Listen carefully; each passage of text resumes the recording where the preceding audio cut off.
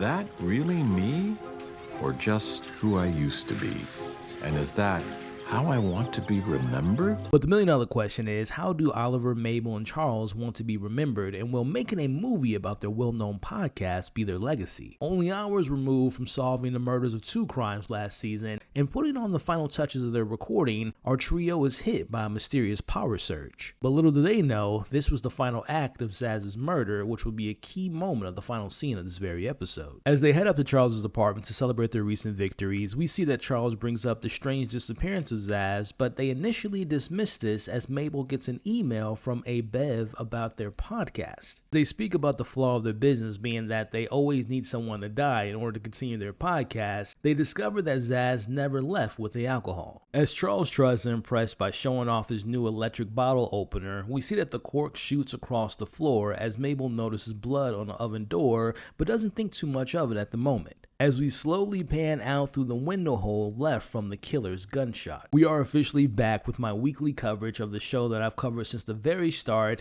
as it is so good to be back as we have another murder to solve for this 4th season of Only Murders in the Building, and we'll be breaking down this first episode. Full spoilers ahead. Now, before we continue, we have to acknowledge a few things about this opening scene. 1, there's no time jump between season 3 and 4, and we immediately pick up after the events in the finale of season 3. 2nd, that random power surge wasn't that random, as Oliver brings up that the incinerator being the cause of the surge before it was actually banned. Now, we'll discuss why it was turned on and who was in it a little bit later, but it is very important to note that the person or persons clearly moved the body before they arrived. Again, I say persons because maybe the person who made the shot wasn't the same person who moved the body, and also this person has to be very familiar with the building well enough to know that there was an incinerator in the basement. And lastly, I find it very interesting and quite strange that the trio just got an email from this Bev just moments after Zaz's death, which doesn't seem like a coincidence to me. Now, we're not even past the opening scene and I'm already breaking out the theories.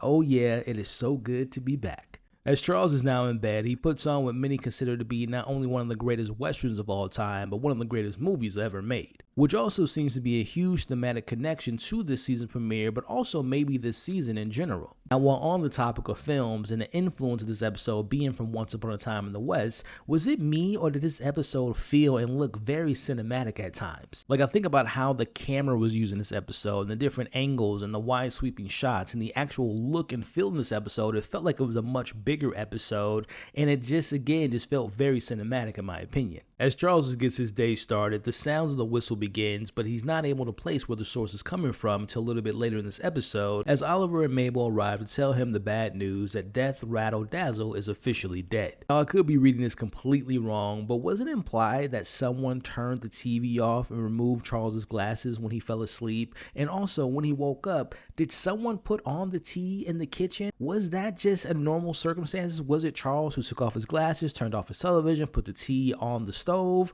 Or was it implied that the killer might have been in his actual apartment? Again, I encourage you all to re-look at that scene and look at Charles's face, because to me, it read like he was surprised that all these events took place. Now, despite the one good review that they wanted, we find out that the rest of the reviews were just okay, as we learn that Donna and Cliff have pulled their finances out to focus on their murder case, leaving Oliver wishing that he was dead. As Charles tells them that he believes he's suffering from a brain tumor because of the whistling noise, as we see Howard enters and shows off his new adopted puppy by the name of Gravy. Howard mentions how Gravy was a working girl before and pitches a podcast to Mabel, but it is interrupted by the dog barking out of nowhere. Yet again, another email comes in from Bev as they start to put the pieces of the puzzle together that this is actually a legit executive from Paramount Pictures who wants to make a movie about their podcast. Now, Charles is very concerned about Zaz's whereabouts and doesn't want to go to Hollywood until out of nowhere, someone pretending to be her texts him and makes up an excuse about why they had to leave at the last minute because they're in LA shooting another show. Now, of course, Oliver being Oliver, he takes that as an opportunity, as a sign for them to take this trip to LA to hear out Bev's pitch. West Coast is calling all of us, Charles, clearly.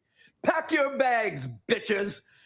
We're going to Hollywood. The trio has arrived to La La Land as they're on the studio lot, as we see Charles and Oliver wants to take the lead on this meeting for the studio because they've had past experiences with the studio system before. We watch as they're greeted by applause as we officially are introduced to Bev and her team, who I'm sure we're going to get to learn more about as this season progresses. As they learn how far along this movie has come, they find out that the movie already has a cast, it has a release date for this Christmas. They also have directors who are identical twins who go by the name of the Brothers Sisters, and there's also a writer attached by the name of Marshall, who I have my eye on, who we'll discuss a little bit later, as we see Bev describing the trio or how they're going to be written on the page. Oh, you are all so distinctive on the page.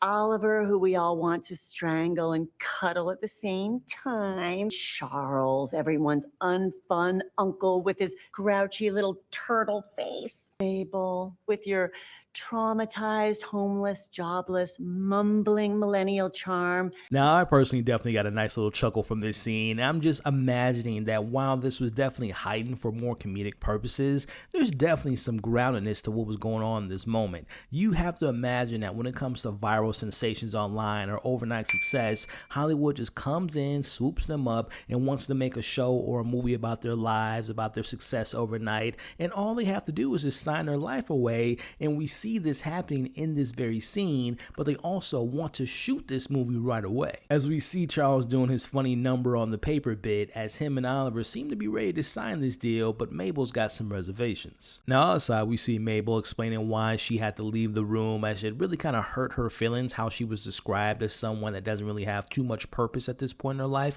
which is clearly something she doesn't want to be described as forever. This also sparks Charles, who was called on fun, set his sights on this LA tour and visiting Zaz's apartment on the way there, as Oliver doesn't want to put the pressure on Mabel, but we see he definitely does that in this moment. I'll admit, the Mabel storyline has gotten beaten to death, and they keep making it seem like she's good, like she's on a good path of finding out who she wants to be, and this whole murder-solving business has gone well for her, but yet again, we find her confused on what she wants to do with her life in this very moment. Now trust me, I'm a Mabel fan, I love that character so much, but I just hope that this season doesn't do the same thing that we've seen before in previous seasons. I hope they do something different with their plot, and please, for the love of God, no more red herring love interest for Mabel this season, please. As they arrive to the Sunset Swan, a place where all the celebrities reside, did you all catch this line by Charles? I lived here during season 1 of Brazos, before Saz took over my lease. Okay, so we've talked about this in the past breakdowns where I personally feel Zaz and Charles definitely have a love-hate relationship. Whether it be finding out that she took over his lease, whether it be her taking over his previous relationships, Jam being the most recent,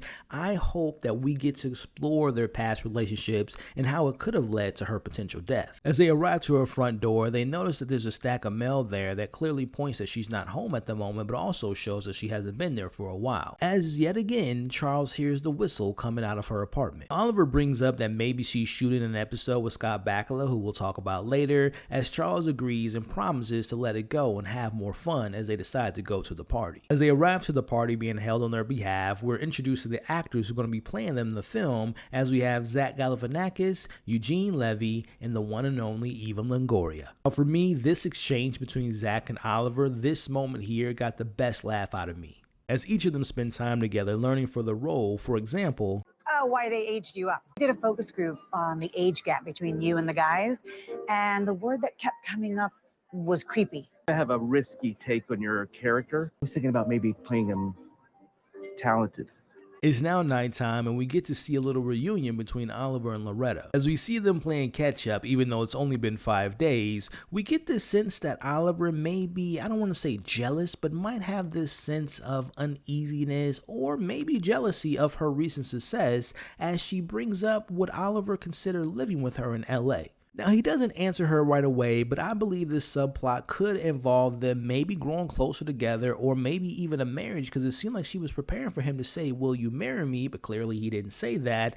But if it doesn't end on a happy note, I can also see this going the bad route, which is them ending up breaking up. While we have Mabel having a heart-to-heart as Eva Longoria gives her advice about what she should do with this opportunity and how she should build something with it. Well, we see her take this advice as she approaches Bev and she talks to her about what is going to take for her to agree to do this movie. Now, we don't see what those terms are in this very episode, but I'm sure it's going to be revealed sooner rather than later, but I'm pretty confident it's going to have something to do with her building her own and having her own purpose. This just makes me think about the conversation that Cinda and her had last season when we saw Cinda approaching her about being a co-host to a new podcast, and even looking at Howard pitching her in this very episode. I said it in last year's breakdown that I think it's safe to assume that by the end of this journey, by the end of this story of self-discovery for her, I think she's going to probably end up starting her own podcast, if not by the end of this season, definitely by the end of the series. Now, during all this, Charles thinks that he sees Zaz, but unfortunately it's his sworn enemy, which is Scott Bakula himself,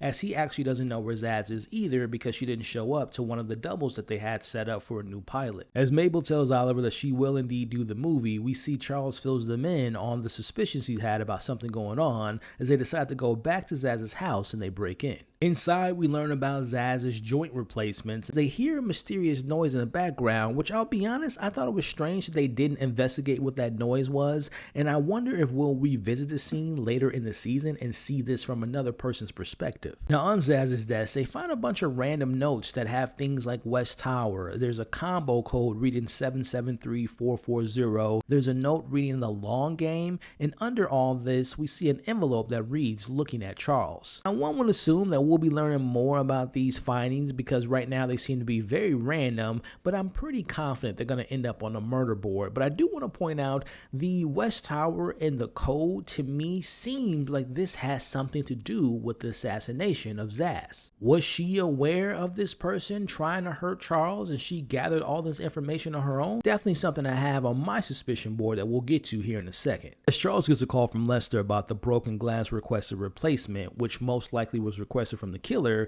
which, speaking of placement, Charles realizes and places where the whistling came from, as does Maple remembers when Gravy was barking, as they both decide it is time to go back home. Now, this is what I call a great callback as we go back to the opening sequence of Once Upon a Time in the West, where Charles points out the significance of the first 7 minutes of that film being completely silent, as we see the show kind of recreating that moment on their own silence of the ending of this episode. And we also notice that what's going on in the film is matching what's going on the show in their own kind of unique way. As the trio make notes of the bullet hole, they also take notes of the blood found on Charles's oven as he is texting the person who's pretending to be Zaz, as we have Howard returning with Gravy, who, by the way, remember she was a working girl. Well, I guess it's safe to assume that her job included her using her incredible ability to smell, which leads them to the chute that goes down to the basement. As they're now in the basement, they head into the incinerator, which again is a callback to the opening that someone turned it on, which caused a power surge. As Charles opens the door, he finds some ashes, and in those ashes he finds those joint replacements from Zaz from Bulgaria, as it indicates that she's dead. As they're all there left in complete silence, we see that the person pretending to be Zaz texts Charles Bex and let them know that he's not their friend. Man, what a chilling and quite terrifying ending, and probably my best moment of this premiere episode. So before sharing my theories, here's my thoughts and review of this episode. Now, I'll be honest, I thought this was a pretty solid premiere episode. I love that we don't skip ahead in time. We didn't miss out on any character moments or any character development. It just picks things up and we get right back in the swing of things, which I actually loved. Now, of course, the trio's chemistry is and always will be the greatest element about this show, and I just love how connected they are at this point in the story. I also thought that the comedic moments really worked in this episode, and again, the ending was incredible, but I do have some criticism. I just have this feeling inside of me that this season can kind of go one or two ways as far as the story being split between LA and New York. Now, for the most part, I've enjoyed most of the guest stars and the cameos we've gotten in the season so far because it's never taken away from the charm of the story. It's just a nice little element to have. But my reservations go into the idea of a guest celebrity cameo popping up in every episode or every other episode. Kind of scares me because it really feels like it's very Hollywood show busy. These celebrities being like TV versions of themselves, being like a heightened version or a mean version of themselves to fit into this show and like being fans of the show. It's a nice little sentiment, but my fear is the show from the very beginning has always been very self-aware. It's always in on the joke, right?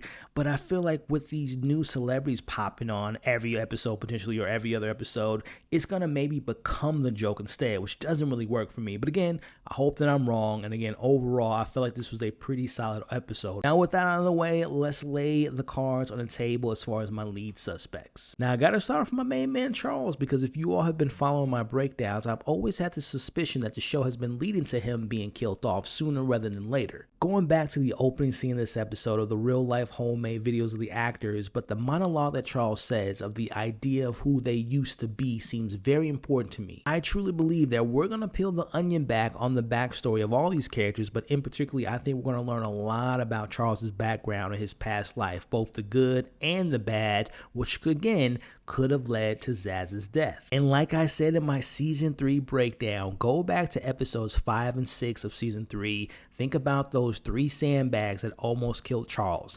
Think about the episode where Charles went to that closet. He was locked into the closet.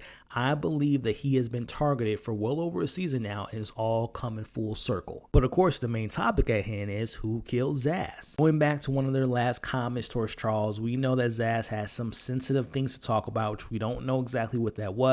Of course, we have to point out the fact that maybe Charles wasn't the intended target. Maybe it was actually meant for Zaz to die. We all know that she's in a relationship with the killer who's in prison, which I do feel like Jan's going to have some role in this season. But we also know that Zaz seems to be that type of person that finds himself in trouble, and I wouldn't be surprised if Zaz got themselves involved in some type of scheme or some type of payoff with the mafia or someone that can kill people. Or again, maybe Zaz knew something about Charles and maybe she was going to reveal something that ended up getting her killed in protecting Charles, or maybe not protecting Charles. Again, they seem to have they love each other, but they also probably have some hate for each other, and particularly from Charles' perspective, with her taking over most of the things of his life. Now let's take a look at the Hollywood executives that was introduced in this episode, and particularly the Bev character. Now, first and foremost, I thought it was a little bit too on the nose how Bev kept repeatedly saying that she's going to do whatever it takes to make this movie happen. And of course, as the audience, we think, well, if she can do anything it takes to make this movie happen,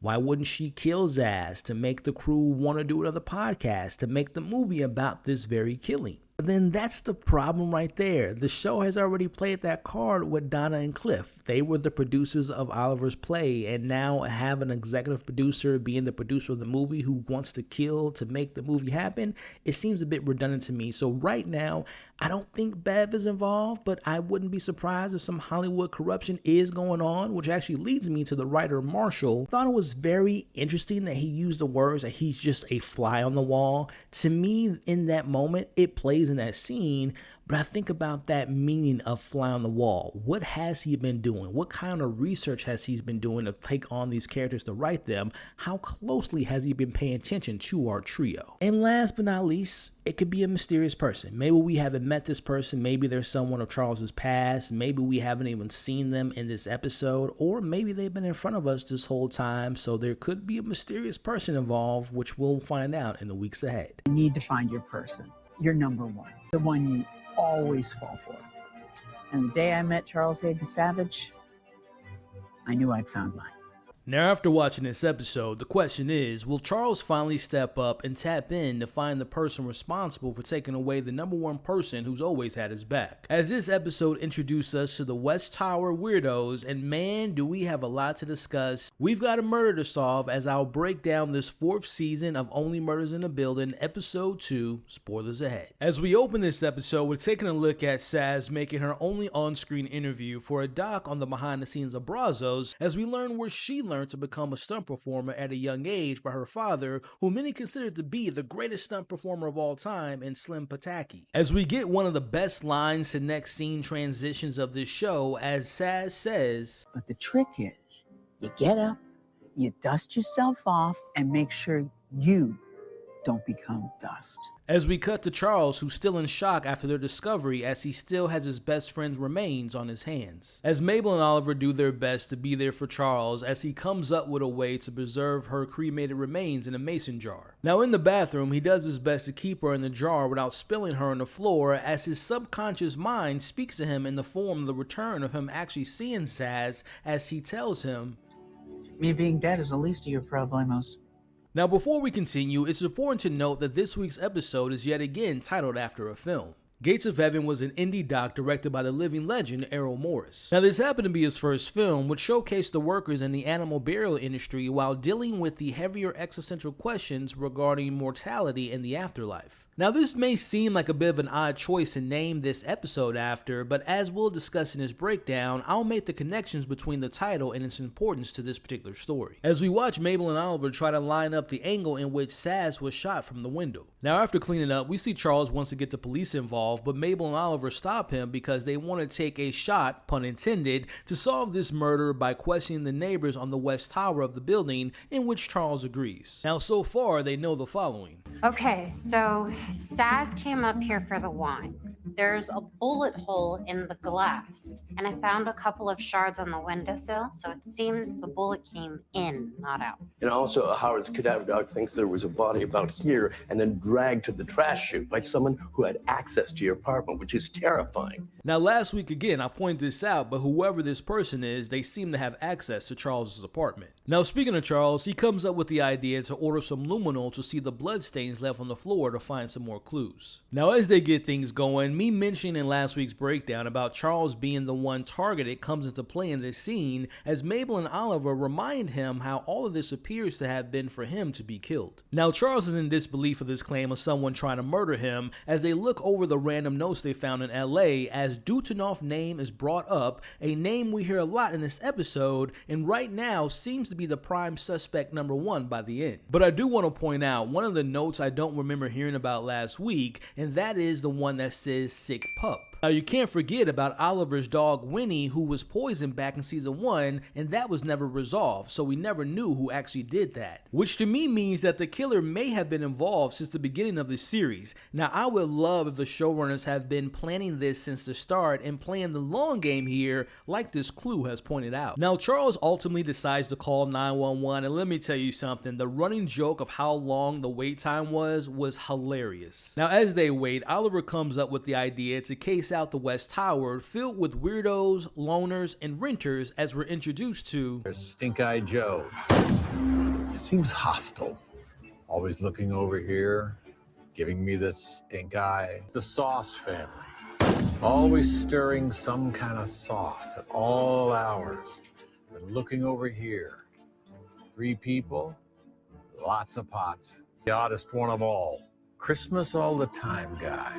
Handsome guy, always working out, never takes down his Christmas decorations. Wears a Christmas sweater all year round. Besides that one apartment that never opens its blinds. Now, this might be a throwaway line, but Charles says that the reason the West Tower was sealed off to the rest of the building was because sealed off the West Tower from the real Arconia after a Westie opened a brothel. Pretty good one, too. Again, that could just be a joke, but maybe there's more to that story, and you won't believe where my mind goes when I share with you all my wild theory a little bit later in this breakdown. Now, Charles is essentially put on house arrest by Mabel and Oliver to keep him safe, as they say, as they investigate, leaving him alone with himself and his inner thoughts as Saz. Now, near the elevator, they discover a sign for a building meeting for keeping the movie from being shot there. Now, I definitely have a feeling that that will be a plot point in the future episodes, but the question is, did the killer put this sign together, and will they try to stop this film from actually happening? Now, here's where we get our first name drop of the episode, as Charles watches Saz interview from the beginning of this episode, as she talks about watching Gates of Heaven, and it goes hand in hand with the summary of the actual film. It was about pet cemeteries, but with some deep existential shit about the afterlife. This being the thematic story of this episode, with Charles essentially thinking he's interacting with the afterlife with Saz. Also, she was filming a documentary of herself, which ties into the film as well. Now, I might be looking into this a little bit too much, but I believe subconsciously bringing her remains into his home may be another reason why he's seeing her, and it being the show's way of him not letting her go and actually believing that she's gone. And on that note, I have to point this out, but was it me, or was this not one of the most emotional episodes of the show? Especially this line from her really hitting me in the feels. You know, even if you were the target, you don't have to feel bad. That's the gig. I take hits for my guy. Last week I talked about how I felt their relationship between them may have been a love-hate relationship, but what I loved about this episode, and I thought it did a good job of really showcasing the love they have for one another and how Saz really did have his back even when Charles didn't even know it. As Charles puts together the murder board, he hears banging in the closet, and to his surprise and mine as well, it's Jan, who's escaped from prison by using a mix of parkour and psychosexual manipulation. Now let's stick with this plot for a little bit before checking in with Mabel and Oliver, as we learn that Jan learned about the secret passageways from the podcast season 2 to sneak in. Now she isn't here to kill Charles, but she's here because she hasn't heard from Saz in a week, and the last time they spoke she was worried about Charles, and Jan is now concerned as she actually learns the news of what actually happened to her. As Jan and Charles talk about their love for Saz, and Jan shares how much she loved Charles, as we learn the meaning of the message that was left by Saz later on. Would come to the most dangerous part of the scene, and the director would yell, freeze, and I would freeze. And then Saz would say, Tap in. tap in. Now, I'm not gonna lie, and let me know if you all felt the same way while watching this episode, but initially, did you all think that Jan was just another fragment of Charles's imagination? Now, meanwhile, Mabel and Oliver introduce themselves to apartment E residents Vince Fish, aka Stink Eye Joe, according to Charles, who has a bad case of pink eye. Now, he already knows them because of their podcast, as he is pleased to see them as we watch them lie their way into his apartment, claiming it's for scouting purposes for the film. Now, was it me, or did his reasonings to why he wears an eye patch seem just too ridiculous to be true? Now, obviously, the show wants us to think that he's a shooter because some skilled shooters do sometimes cover one of their eyes while they're shooting, but clearly he isn't doing that right now, so maybe his eye patch story does have some truth to it and explains why he's wearing it in this scene. Now, taking a quick look of his apartment and checking out his belongings, you'll notice that he has a film poster, as he did mention that he is a big fan of movies. Now, my question is, was he once an inspiring actor, but he failed and he blames Charles? Now, you also notice that he has a collection of radios, which may connect to the ham radio that we find later in this episode. Now, Vince definitely says some questionable things while they were at his place, but at the window, they discover that his windows are painted shut, making it impossible for him to have made the shot from his apartment. Now, as Vince describes his viewpoint from his apartment, one of the things that I loved about this episode was the change in perspective. We saw how Charles viewed those on the West Tower in a very suspicious and different way, but we now get to see how they view the East Tower, and to me, it almost gets this impression that those who live in the West Tower are looked down upon, which could play into the killer's motivations for attempting to kill who they thought was Charles. Yeah, must be hard for you Easties to imagine. You're always lifting your windows and in the fresh air. As we watch, Vince invites Mabel and Charles to play a dangerous game of Oh Hell with the neighbors. Now, Oh Hell is an actual card game that is said to be full of tricks, and a game that will come full circle later on. As we meet Inez, Afonso, and their daughter Anna, we learn that Inez is madly in love with Charles, and Afonso isn't happy about that. I want you all to keep note, that's another West Side resident that isn't a fan of Charles. Now, in this scene, notice when Mabel and Oliver arrive to the West Tower, you'll see how this just seemed to be a front to me. They definitely have prepared for this day. Now, I think eventually the young daughter Anna will probably be the one to crack, because whatever they're doing, she might not be okay with it, and the line of her mother telling her to fix her face makes me believe that. Now, while playing the card game Oh Hell, we see it can be addictive to newbies like Mabel, but again, we learn about Inez's love for Charles, who's her hall pass, by the way, and again, we see how this upsets her husband. As Mabel and Oliver witness a Westie secret involving a knife and something in the bathroom, which we see Oliver wins a hand by achieving and gets to see what's all the fuss about in the bathroom. Now, I'll admit, I'm no card expert, and when I looked up Oh Hell, which again is a real game,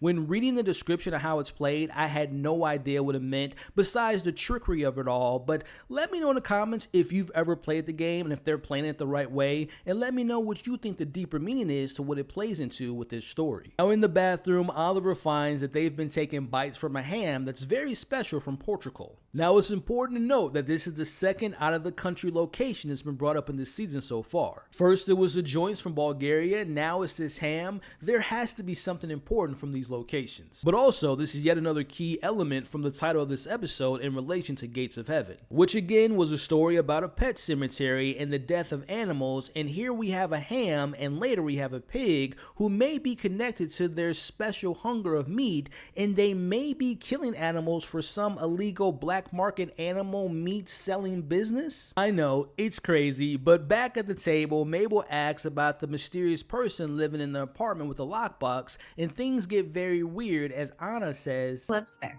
Oh, that's the Dudenoff place. Do you know how we could contact them? No, I don't think he'll be He's been out of town. He's I don't even think he has a telephone. So yeah, Dudenoff is definitely someone we should be keeping at least one eye on like Vince, because he seems to be someone very important. Now back with Jan and Charles, Jan tells Charles about Saz being worried about him. Jan suspects that the killer definitely mistakenly killed her and tried to get rid of the body, and now after failing, they'll now have a new, more messed up desire to kill Charles. As Jan and Charles' reunion is interrupted by Mabel and Oliver as we watch Jan leaves, which by the way, if we believe her story, which I do believe her story, the show wouldn't make her the murderer twice, so I think it's safe to assume that Jan had nothing to do with the murder. As we see Mabel and Oliver tell Charles what they discovered about the weird Westies. As Charles tries to reveal that Jan was just there, but again she's left at this point, making Charles look like he's losing his mind. As Mabel and Oliver put two and two together and they realize that the numbers on the murder board can get them in Dudenoff's place,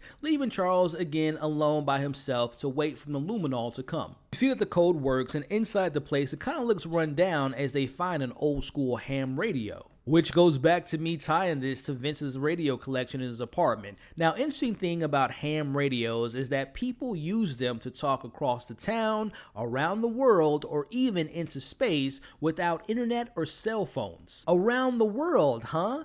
Could he be using this to communicate with people in Bulgaria or Portugal? As Mabel and Oliver find a footprints and the sealed window was open, assuming this was a sniper's nest. Now, a question I have for you all, do you all believe that this was indeed where the shot was taken? As Oliver finds some tinsel, which, fun fact, tinsel was actually banned back in the day because it was said to be a risk to children and also because it caused infection. Maybe the same kind Vince had in his eye, but also, remember Christmas All the Time guy who will be played by Kumail Nanjiani? Tinsel is also a kind of decorative material. One might say something that someone who loves Christmas would use. Meanwhile, Mabel finds more ham in the bathroom as someone is banging on the door and trying to get in with the code but can't, but as they look at the door to see who this mysterious person is, they're gone. As we watch, the notorious PIG escapes as well. Now back with Charles, he's afraid to get the package which has arrived downstairs, but he gets the courage to do so by dressing in disguise,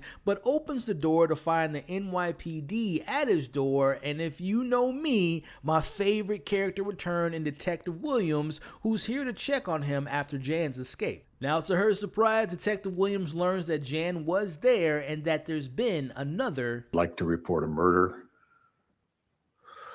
Now, while the officers are in the basement, the trio is prepared to use the luminol, but Charles needs a moment after saying Saz has been murdered out loud for the first time to the police. As Charles has a heart-to-heart within his mind, Saz, as they reminisce old times, as he remembers how she was instrumental in his life and really hit home how important she was to him, as he says, You took care of me in every way a person could take care of someone. My oldest, best friend.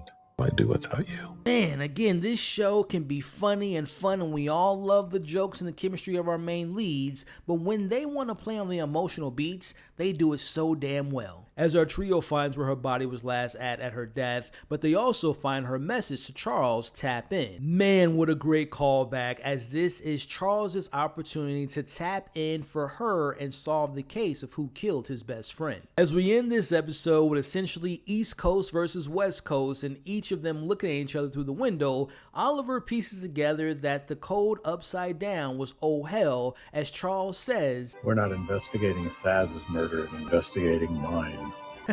Man, what a great episode. Now, I've seen this episode 3 times, and I'm confident in saying that I believe this is one of the best episodes of this entire series. Now, before I share my review and my suspect list, you'll notice that the Westies are looking through the window of that mysterious apartment, which again makes me think that the Westies are keeping animals, they're chopping them up, they're eating them, they're selling them in this black market maybe, and Dudenoff has something to do with it.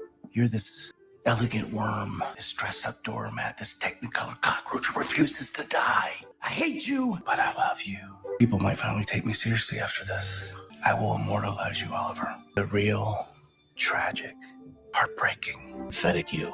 Okay, let's get cracking. You heard Zach. Let's crack into this character study episode that crosses off at least 2 of the Westies as the killer and leaves us with more questions at the end. As we've got a murder to solve, as I'll be breaking down this 4th season of Only Murders in the Building, episode 3, spoilers ahead. We open with taking a look at the updated murder board, and on this murder board, we have new notes that include a list of people who may hate Charles, which by the way, it was kind of hard to make out those names, so I couldn't really see if there was any familiar names that we've heard of in the past. But we also have a picture of Cookie, who we'll remember was Charles's ex-girlfriend, who also happened to date Zaz, and we have some new information about the killer's abilities. As we see that they say that the killer is strong enough to carry Zaz's body, we know that the sniper is proficient with guns, and of course we know that they unfortunately hate Charles. Now in the basement we see that the FBI has gathered up Zaz's remains and have found the bullet casing in Dudnoff's place. Now I want to point this out now, and I'll tie it back at the end, but I want you all to remember the opening scene's voiceover by Zach Galifianakis as he's describing what it takes to finding your character and how that can tie into a theory I'll be sharing with you all later in this breakdown. As we see that Detective Williams is trying to help the trio by telling them that the feds do not want her involved, so she's trying to give them some useful information by having her cop moment. Now, it looks like the information I shared with you all in last week's breakdown about Dudnoff being a professor was true,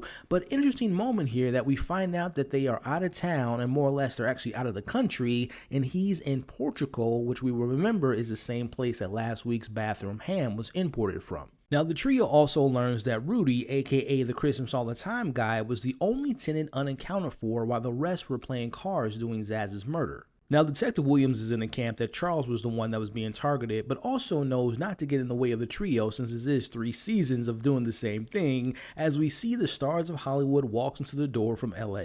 Now, like the previous 2 episodes of this season so far, this episode is titled after another film. Now, this is a movie I haven't seen, but I've heard great things about it, and that movie is 2 for the Road. Now, the film tells the story of a married couple who reflect on their 12-year relationship while on a road trip from England to France. Now, on this trip, this couple surveys their foundling marriage in the present, and the evolution in their relationship reveals itself through vignettes from 4 previous trips they took along the same route. Now, like I stated, I've never seen the film that this episode is based upon as far as the title goes, but if I were to put on my guessing hat, again, not having had seen it, but just reading the synopsis, the film seems to be a story about reflecting on life and relationships, and if you take that premise and that thematic idea from the film and apply it to this episode, we see our characters doing a similar thing, kind of assessing themselves and their relationships, but also looking at the actors who are playing the trio in the movie. They're trying to get information, which kind of lets Oliver, Mabel, and Charles kind of reflect on themselves and looking at themselves. So I think that might be the correlation.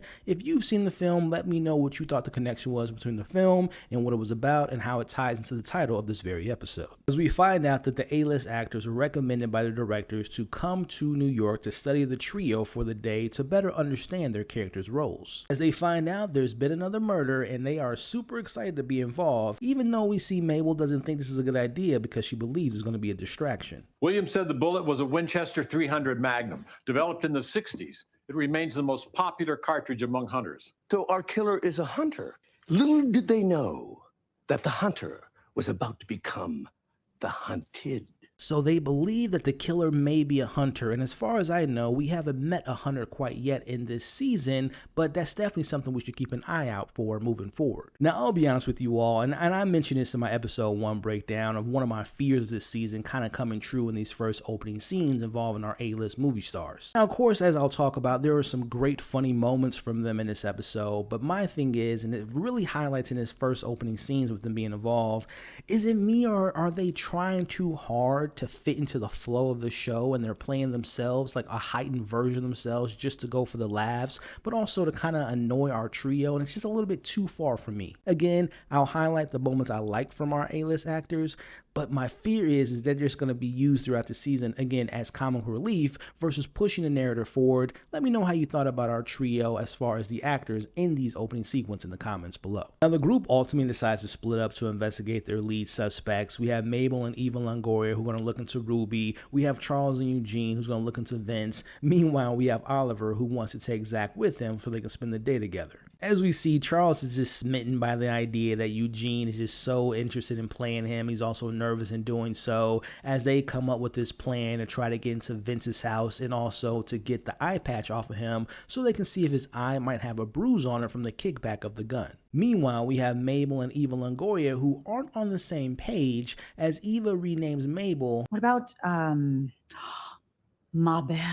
As Mabel tells her that she just wants to investigate Ruby alone. We see that Eva takes Mabel's advice and goes to Rudy's house alone, which surprises Mabel. Now, during this investigation, we clearly see that Mabel is tipsy as we see them going about getting information completely differently, but ultimately they witness Rudy stepping away for a while as his ham radio plays the theme song of Perfect Stranger, which comes back at the end of this episode. Now, after snooping around and having no luck in finding any clues, we see Eva Longoria gets impatient and tries to force the truth out of Rudy by destroying his Christmas items and points his Christmas story gun at him as he reveals, I hate Christmas! That's right, he hates Christmas, as we learn he only had to keep this Christmas obsession up to keep his fitness online persona going. So as of right now, we find out that Rudy doesn't appear to be the killer, and we also find out that the tinsel isn't really tinsel. Which leads me to this next question: what exactly is this silvery string? Now I want to highlight this shot, pun intended, from the actual trailer of this season, which appears to have a shot of the shooter, and it also appears to be a woman. Now I could be completely wrong, but is it me or does their figure kind of resemble Anna, who we met in last week's episode?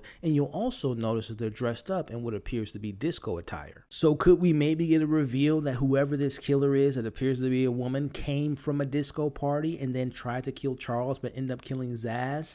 Let me know if you guys think the same thing based on this picture and also finding out that that wasn't tinsel. Now following up with Eugene and Charles, who make their way into Vince's house trying to convince him to remove his eye patch by making up some ridiculous story about taking Charles's cousin's special eye drops. As we see, Eugene's and Charles' plan isn't working, which leads them to coming up with this terrible idea, which ends up getting Eugene punched in the nose, as we learn that Vince does indeed have a very bad case of pink eye, and we also learn that he doesn't seem to be the killer as of now. As Vince and Charles realize they have a lot more in common than they initially thought as they hug each other, we see that Eugene comes in handy as he sees a picture showing the Westies, but there's one person's face crossed out. Now, is it me or does this picture seem to look like it could be a woman? And I could be wrong in saying this, but if we zoom in, is that Zaz? Look at this picture, like they have gray hair, they have a similar height. We know how tall Jane Lynch is. That looks like that could be her in the picture. And as I'll talk about later in the big theory, what if Zaz was undercover playing to be Dudenoff? Now, meanwhile, we have Oliver and Zach who are not hitting it off at all, as we see Oliver calls in Howard, who found the pig from last week who escaped. Oliver has Howard monitoring the ham radio while Oliver gives Zach the full Oliver experience. While giving Zach the character experience of a lifetime, we finally learn the tricks behind Oliver's uniqueness and his amazing celebrity stories. As we watch Oliver and Zach seamlessly hitting it off and finally getting along, but as we'll find out, we see Zach's only pretending. Now, Howard eventually discovers some clues from the radio as we find out. Few call signs, the theme song from Perfect Strangers, a lot of weather chatter, a lot. Feels like most of these kooks are just waiting for the apocalypse. Now, something I wanted to point out, and I mentioned this in my breakdown last week, how I felt like the Westies might end up being revealed to be a part of some type of underground ham selling business. But if you notice in this episode, they said it twice that they believe that maybe the Westies are a part of some apocalyptic cult. Again, whether it's an apocalyptic cult or some underground business, the Westies are definitely up to no good. Now, at this point, Oliver's thinking that he finally won over Zach, but unfortunately, he overhears Zach complaining about him to his agent over the phone. As Howard speaks up and stands up for Oliver by saying how resilient he is regardless of his failures, which ends up leading Zach to needing exactly what he needed to hear to have the motivation to play Oliver. As we end this episode with Mabel taking a page out of Mabel's playbook as she rips the police tape off of Dudenoff's door and decides to be a squatter in hopes to keep an eye on Charles, but also in hopes to run into them as well. You don't believe Dudenoff's in Portugal? I'm not convinced. Well, he's not going to be happy you're here. I'm counting on it. If he finds out I'm squatting here, he'll have to show his face to kick me out. Now again, I know that they're calling Dudenoff a man. They also mentioned that he was a man in last week's episode, but I just have a feeling that it's going to be revealed that Dudenoff is actually a woman. As we see Mabel and Oliver start singing the theme song to Perfect Strangers, which actually sparks Oliver to remembering Howard writing it down in his notes, as Mabel also remembers it playing on Rudy's radio. As they ultimately figure out that the code is a frequency channel and they find someone on the other end telling them, "Hello? You shouldn't be on this frequency." Who is Dudenoff? And what's with all the ham? Do you know who's out to get me? The last person who came around asking these questions got killed. I tell you, drop this or you'll be next. Now, was it me or did that person clearly have an accent, but also it also seemed like this person on the other end was a woman, and was this Dudenoff? If there's something to be faced back there, Saz's face, should be the one to face it. Well, you know what Ronnie would say? If you don't face your fears will eat your face. Will fear lead our trio to paradise? As we meet some interesting stuntman and get the return of Scottish Paul Rudd and finally get the reveal behind why the Westies act so damn weird, as we got a murder to solve, as I'll be breaking down this 4th season of Only Murders in the Building, episode 4, spoilers ahead. We open with Charles having a surreal dream, which includes Zaz walking towards something as she eventually turns around with a bullet hole in her chest, mentioning going to paradise. Now, this dream leads Charles to create a second murder board exclusively for Zaz to fill in the blanks of her life. We learn that the Westies have been a cold lead for Mabel, who hasn't had the best of luck squatting and hasn't gained much information from her new neighbors, as they take a look at Vince, who's messing around with the Portuguese flag. As we find out later, this is most likely a gift from Dudenoff, or at the very least a sign from Vince showing respects to the person that's helping him afford his apartment. More on that reveal later. Charles notices that Oliver is short of rest, as it seems as though there may be a little bit of trouble in paradise for Oliver and Loretta, or at least from Oliver's perspective. After he took a deep dive into despair after discovering a man's arm around Loretta's shoulder in an IG picture he found on her account. So let's go ahead and start the theory train and speculate which celebrity arm will be revealed to be the one in this photo. Now, Oliver's misery leads to Mabel seeing that Zaz liked one of her photos, which means that Zaz had an account as well. As they find her account and they see that her last photo had the caption "concussions" on the day that she died. Open to the public since the Civil Rights Act of 1964. Now, this may end up being a nothing burger, but whenever a date is mentioned, it makes me think it's important. Now, Oliver mentioning that the bar being open to the public since 1964 seems important, but also makes me think about what Charles said in the previous episode about something else from the 1960s. Williams said the bullet was a Winchester 300 Magnum, developed in the 60s. It remains the most popular cartridge among hunters. Again, this may be a coincidence, but maybe whoever the killer is, there may be some connection to the 60s. Remember I mentioned in my last week's breakdown of the shot of the trailer of someone appearing to be the shooter wearing what appears to be disco attire. For some reason, I'm starting to think that maybe the person behind this is connected to Hollywood in some way. By the way, was I the only one that got a good laugh out of the Oliver bit with the whole iPad and Instagram size being so big? Because personally, I know a few people that have their font size that big, but also with the brightness being up and him telling the iPad to turn it down and calling Siri Susie was the cherry on top. Now, the title of this week's episode, which was The Stuntman, is taken from a 1980 action movie thriller. After watching the trailer of this movie and reading the synopsis, it sounds pretty interesting and I might have to check it out. Basically, the film is about a guy on the run from the police, and he runs into a film production and does something bad to the lead of the film, who's also the stuntman, and the director of that movie hires that criminal in a replacement, but things get very complicated. Now, a lot of the movie titles and the titles of this episode don't have a lot of correlation or a lot in common besides the titles, but this week's movie ties into a theory I'll be sharing about maybe someone in this show not being who they say they are. As we cut to the scene with Mabel and Howard, that honestly didn't really seem that important to me, and it only really set the stage for Howard in this episode, as he has to be tasked with apartment sitting while Mabel investigates the bar lead. Now, whether it be Howard apartment sitting, or taking care of the pig, or being the one with the dog that finds the body, or for example, he was the one that got the message for the ham radio, obviously Howard's a fan favorite. And it's clear as day that the show definitely wants us to know that he is the supporting character that is a series regular. So to me, all these Howard moments has to be leading up to something. Like, I feel like he's going to be a part of the big discovery of defining out who the killer is. And his idea of this animal podcast, I hope has a good payoff and comes full circle. Because if not, a lot of these scenes that we get with Howard seems to lead nowhere. Now back with our trio, I have to admit, I had some good laughs with Oliver creating that fake Instagram account under the name Ronnie. It definitely had some funny lines to me in this episode, and his little sayings was just hilarious. Power of positive thinking. She's my finsta. Where my attention goes, energy flows. As they arrive to the bar Concussions, they try to talk to the bartender, but it's clear as day that he and the stuntman aren't fans of the trio. They all feel as though that the trio is profiting off of Zaz's death, and to make matters worse, they didn't even have a proper stuntman's funeral for Zaz because no body, no funeral. And all of a sudden, in comes a surprise that I surely wasn't expecting this season, and it's Ben, but it's not Ben, it's his stunt double, played by, of course, Paul Rudd with a Scottish accent. Now, for a second there, I thought my whole Ben has a twin, Ben is a triplet theory all came back from last season. Man, that theory still haunts me today. But I will point out in this moment, Ben's double seeing a rat, or at least he thinks he sees a rat in a bar.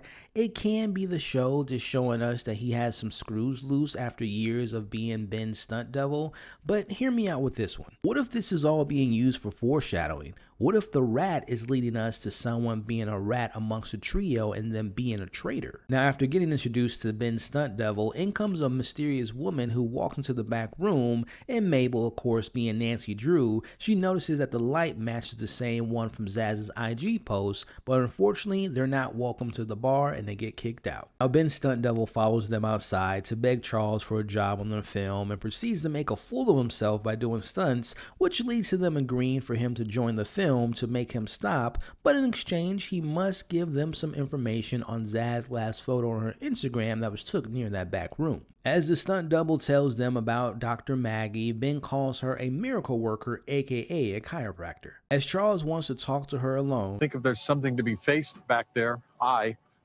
Zaz's face should be the one to face it. Now back with Howard, a mysterious person slides an audition flyer under the door. Now I wonder if there's any connection to who delivered this flyer to Howard and who's the one that put the sign about not allowing them to film the movie in the building. Now at this edition, we see the brother sisters are present as well as producer Barb, as Howard doesn't get the part as he learns that Josh Gad will be playing him in the movie. Again, I just have to believe that this is all leading to something bigger, but at face value, the Howard scene again just seemed like scenes to fill in the episode's runtime and meant to just kind of showcase Howard, again, a fan favorite, but it's not really moving the story forward. Now, if you want to look at it from a character's perspective, we all know that last season's play had him singing on stage, and we learned that Howard's dream was to always be an actor, and maybe this is coming back into play, but again, I just hope that it plays into the larger story, into what's going on. Now, Charles gets the opportunity to meet Maggie, and he learns that Zaz was preparing for retirement, and she didn't say what, but it had something to do with a difficult relationship she was in.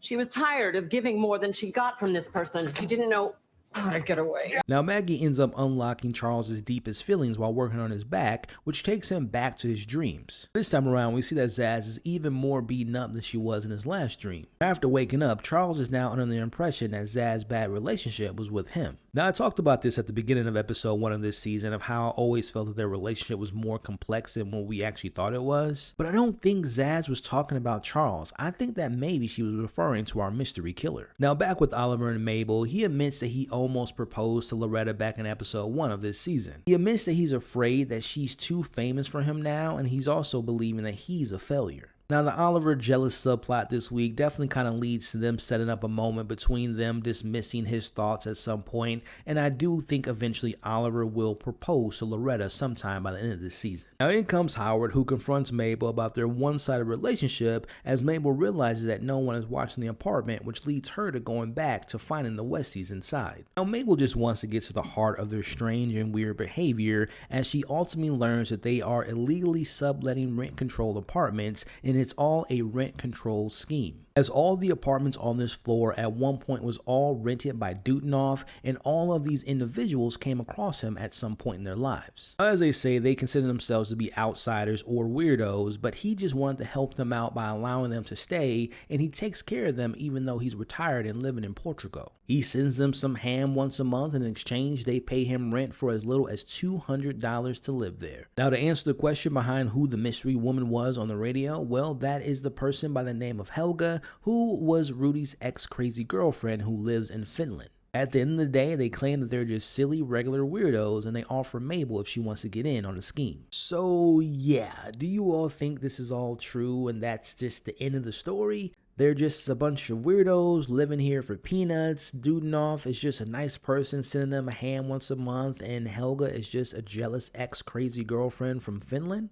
I'm sorry, I'm calling BS on that story. Now, there may be some truth in that, but there's definitely more to Helga, and there's definitely more to Dutinoff and his little scheme. I'm telling y'all right now, Dutinoff definitely has some more schemes up their sleeve. Like, I wouldn't be surprised if they were the one that got the building shut down to the main entrance many decades ago, and I just think that they have a scheme that may be involved with the production of the movie. Now, ultimately, Mabel tells the crew about what she discovered and that she's now also a part of this scheme, and now has a place to officially call home, at least for now. As they salt in their recent sorrows, Mabel letting Howard down, Oliver being jealous of his girlfriend's success, and Charles not being there for Zaz. Now, Ronnie being deleted, this leads to Charles ultimately deciding to be the stand-in for the funeral for Zaz. One would say this is him actually tapping in. I don't know, man, this might be another foreshadowing, but Charles tapping in for Zaz in the funeral might be something that we see him doing in the future. Now, during this ceremony, we see Charles getting hit by bottles that are fake in the face as a tradition,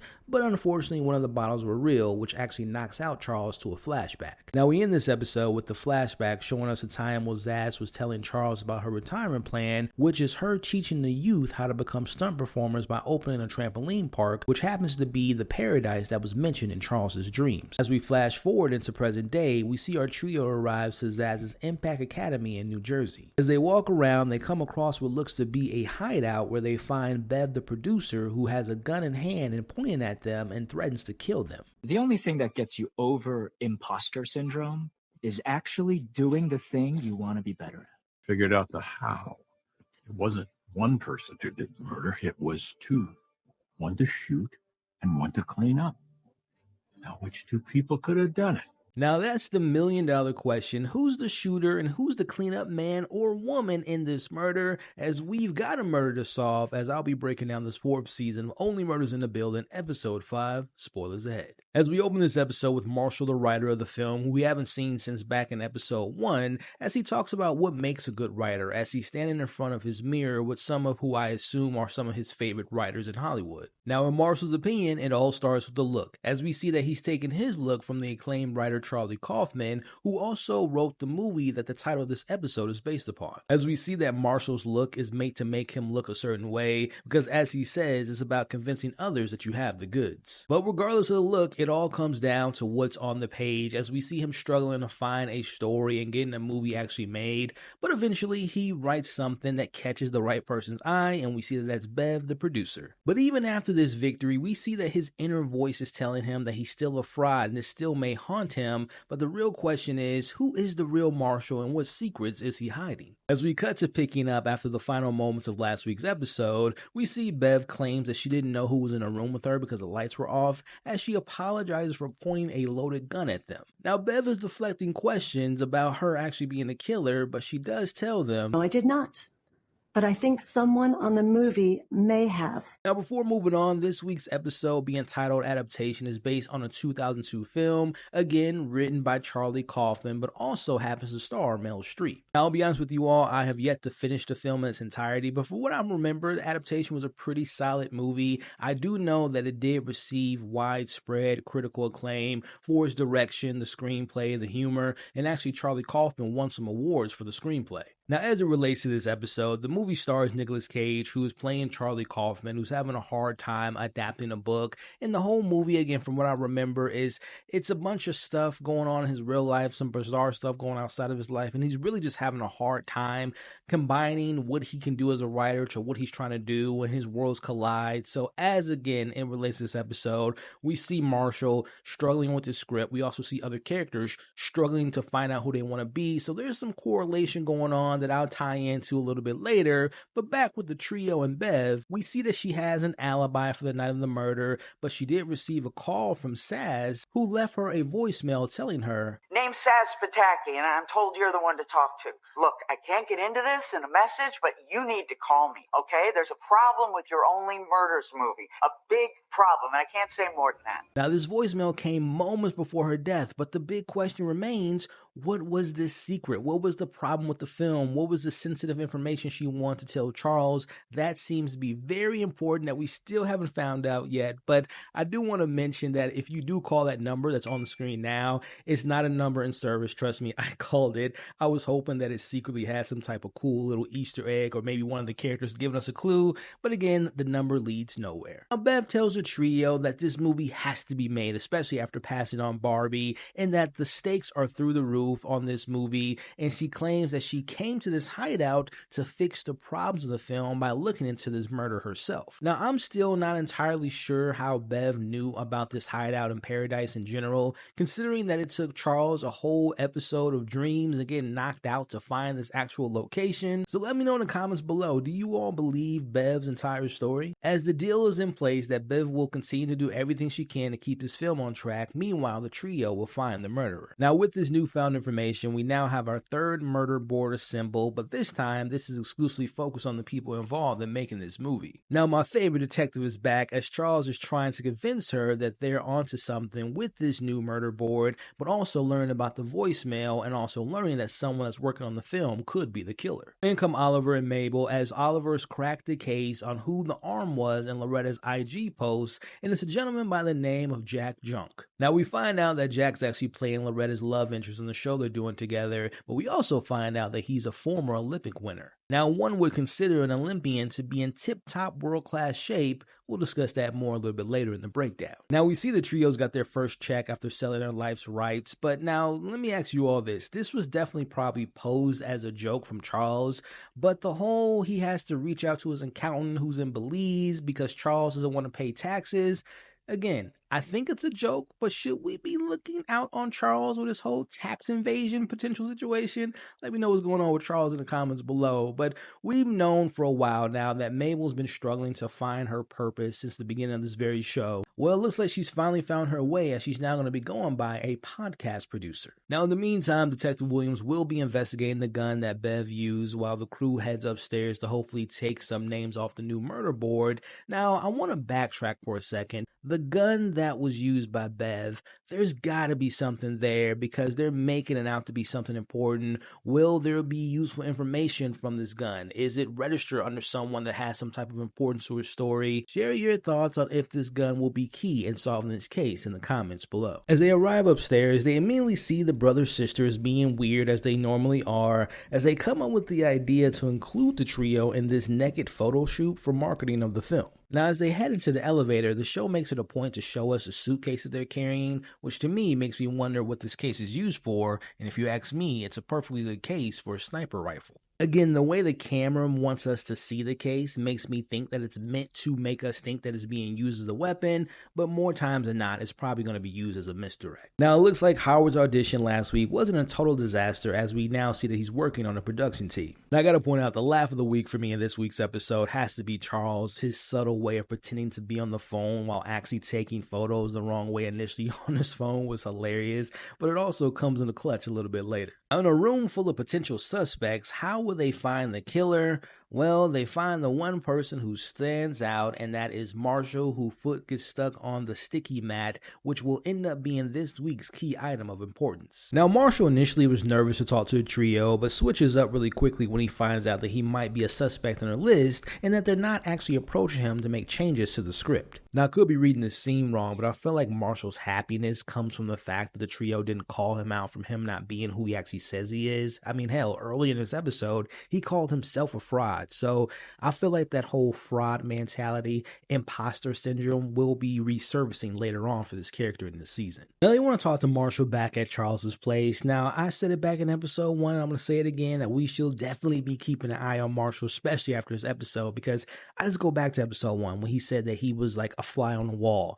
And again, I just asked myself, we haven't seen the research process of him getting to know the trio's behaviors, how they're going to react, how they're going to do certain things. So again, Marshall is one of my key suspects, and I'll dive a little bit deeper into him by the end of this breakdown. Now, while this is happening, we see Bev pulls Mabel aside from the crew as Mabel is gift basket the opportunity to get into meeting the head of the podcasting division of her company. Now, this wasn't fully realized in this episode, but definitely setting up the future plot for her having her own solo podcast one day, something I've been talking about since last season. But also, I gotta point out, is it me or is Bev constantly trying to appease Mabel? Whether it be her giving her whatever the dollar amount she wants for her life rights to do the film, this actual conversation that we're seeing take place. Again, I don't think Bev is the killer, and I'll express that a little bit later, but there is something off about her, and her moments with Mabel come off like she's trying to distract her. But again, I do think this is all just setting up Mabel's subplot of her finally finding out who she wants to be outside of the trio and solve these murders, and her kind of finding her purpose. As we see, Ben's double drops off a thank you gift for helping him get a gig on the film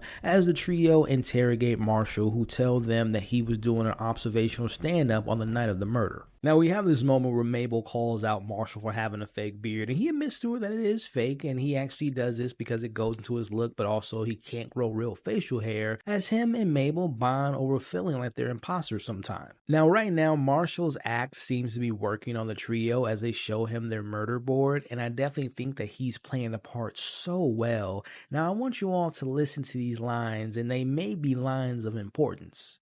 These aren't really their I have 2010 vision. Flailing their way to success. You haven't missed. So he has perfect vision, and he mentioned he's not missing. So yeah, a person having perfect vision, that would be something that you would think would help a sniper having to shoot someone in the middle of the night, right? And also the lines of not missing sounds like something a shooter would say. Again, Marshall has my attention since the very start of the season. And again, he's definitely one of my top suspects in this murder case. Now, playing the role, we see Marshall points out the timing inconsistencies as Charles wants to prove him wrong by putting us through the mind of a killer as he pitches his version of how it all went down. As we see Charles playing a Bond-like character in his pitch idea as we get this story through a very cinematic lens. Again, playing along, we see Marshall describes a very physically fit person in order to do everything that Charles' movie just entailed. Now, throughout this episode, we see Oliver struggling to hear all the good things said about Junk, especially when it comes to his physicality. Now, being in competition with Junk in this episode, we see Oliver stands in to play the killer to prove Charles's theory to be true. As we watch, poor Oliver tries his best as he's yelling at kids, and he actually runs to the famous tennis player John McEnroe as he comes in super late on Charles's theory. Again, Charles's theory isn't sticking true as Mabel notices one of the photos show a match of a person's shoe print matching the one found at Dudnoff's place,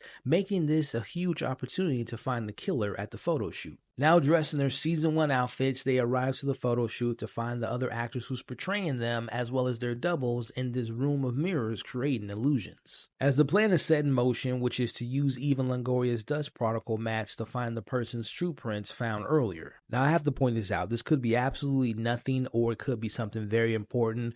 In the scene where we see Oliver looking over the script with the other Oliver, you'll notice on the side of them, Ben standing there, the double, right? And on the screen, he's getting like yanked away and there's some commotion going on off screen. Now, again, it could be nothing. It could be the Ben double freaking out over the rats like we've seen him do 1,000 times, which again, I think him doing this whole rat thing means something to the character and has a metaphor for something that I talked about last week. But did he get switched out at that moment with his own double? Again, rewatch the scene. He's on the screen. He gets pulled away. Again, it could be him reacting to the rats like he's done this episode and last week. Or he could have been pulled away again by his own double, the double having his own double. Now, as Charles is getting his makeup redone, he runs to Eugene as he says that they're dancing, which sparks the "it's two people involved in a murder" theory as Charles tells Mabel, I figured out the how.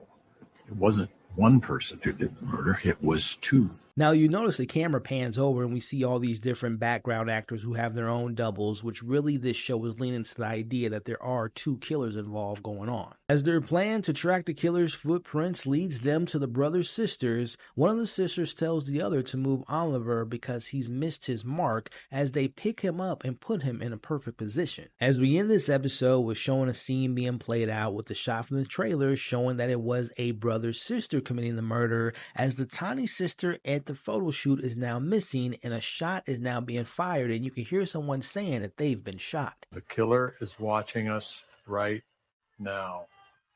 Oh, they've been watching us. For how long? I'm watching you. Man, I tell you, one of the first questions that come to mind after watching this episode is how long has this killer or killers been watching our trio? Have they been here since the very beginning of the show, and could they possibly be making their own movie? Well, we'll be discussing that and much more as we've got a murder to solve, and trust me when I say we got a lot of tea to spill as well, as I'll be breaking down this 4th season of Only Murders in the Building, episode 6, spoilers ahead. We open this episode with Tani giving us as an audience the accused version of their story of the actual truth through the language of film. From the beginning, the brother-sisters were always a little bit offbeat and began their journey to becoming filmmakers at the young age of 9, as we see some of their very early versions of experimental filmmaking and becoming labeled weird amongst their peers. As we flash forward to their college days where they're finally accepted and someone realizes their talent and it's their professor who told them, keep it rolling, even when it's chaotic, because chaos can be good. Chaos can be art. Now, was it me, or as soon as they said professor, did you all immediately think that this was going to be Dudenoff? Now, before moving on, let's talk about the title of this episode, which was Blow Up. This 1966 thriller mystery film followed a fashion photographer who believed that he unintentionally captured a murder on film. Now, this is yet another throwback movie that I'll have to put on my watch list, but based on this plot, we can make the connections between the film's character capturing a murder via photography and how that plays into watching the brother-sisters being told to always keep shooting and eventually you find the truth. We see that the brother-sisters literally took the advice to keep shooting as we find out that they recorded last week's shooting.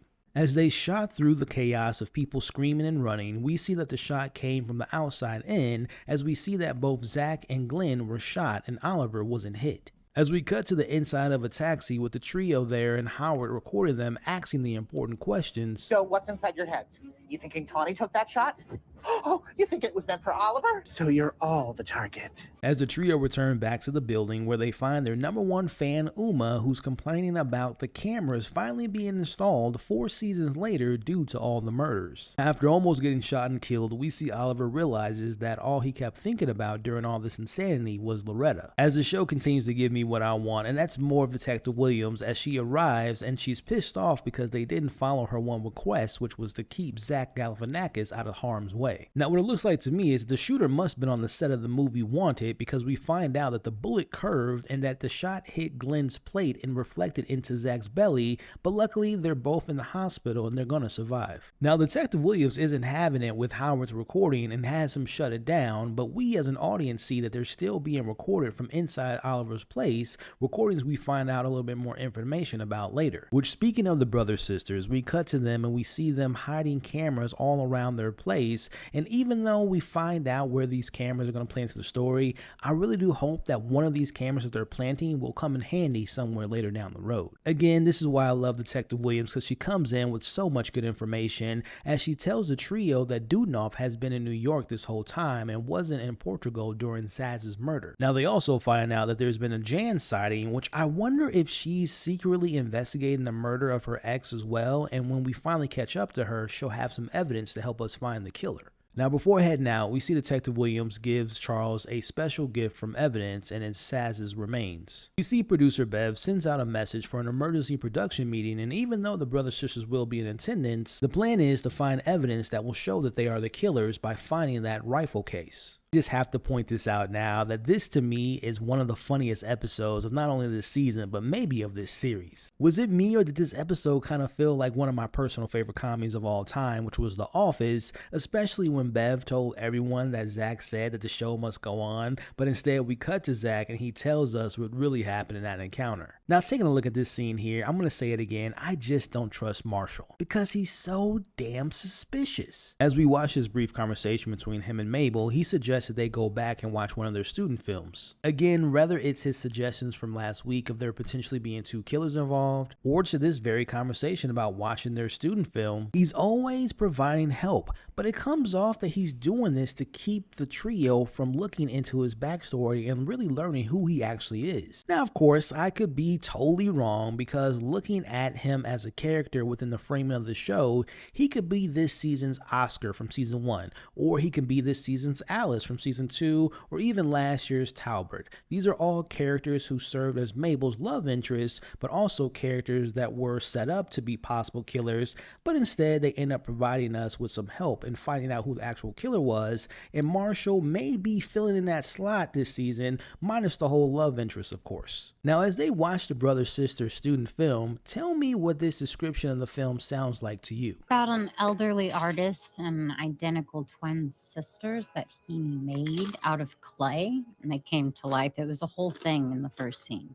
And as he is their creator, so they do his bidding. Definitely sounds like Dudenoff, which we actually later find out about what actually happened to him, but I still think that the backstory of this film will come to be important to the actual killer's backstory when it is finally revealed. I say that because, again, this season and last has made it a focus on family and what family would do to protect their own, and of course we've been waiting for some type of identical twin theory to come into fruition. Maybe it will come into play this time around and we might be dealing with twins, but the question is, who? As we cut to them watching the weirdness of their film, we see that the actor playing the creator of the twins is no other than Vince Fish. Cut to the trio paying Vince a visit, whose eye patch is now switched to the other side, something that they didn't press him about, which let me know in the comments if you found that to be odd and if we should be putting Vince back on our suspect list. Now we see Rudy is over there as well as they press Vince about his role in the film. Now during this conversation, it is finally revealed that the brother-sisters were indeed students of Dudenoff, and that he is a professor of film, which also ties into how the Westies knew him as well because he taught them at different points in time. Now we find out in this conversation that the brother-sisters were his favorite, as the show is really leaning into the idea and wanting us to believe that the brother-sisters are the killers,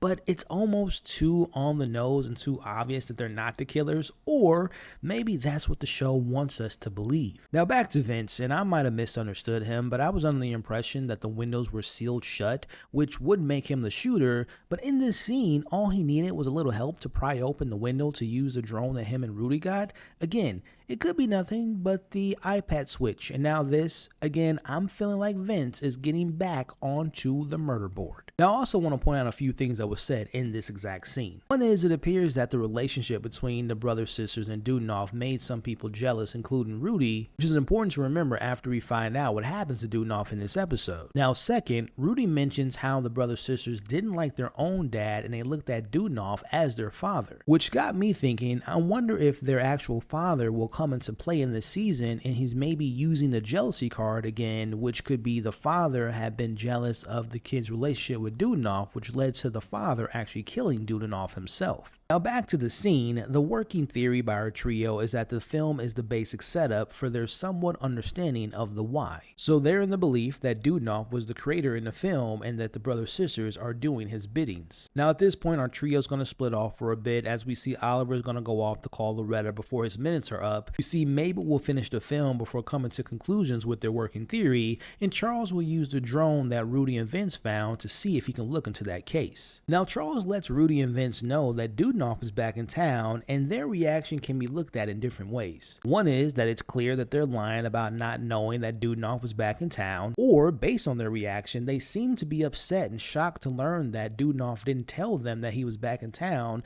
and they're upset because of how close they believe they were, especially after doing this rent scheme. Or was it fake? Because as we just found out, they're both actors, and actors are good at pretending to do things. Now, speaking of reactions, we see Oliver calls Loretta to admit to her that he was going to propose to her back in LA, and now after having this life-threatening moment, he actually does propose to her this time around, but doesn't get a yes or a no, but instead he gets Loretta grunting over the phone, and eventually she hangs up. But as we cut to Loretta on the set of her new show, we see that the noises were coming from her because she's playing a burnt victim in the actual scene. Now, we don't see Loretta calling him back to give him an answer, but I would expect that we would see her calling him by next week's episode. Now, we get our trio back together and we see the return of Gravy, who knocks over the remains and comes in a clutch yet again, and at this point they just need to go ahead and recruit Gravy as their official fourth member of the crew because they find 2 left shoulders and realize that another person's body was in the incinerator.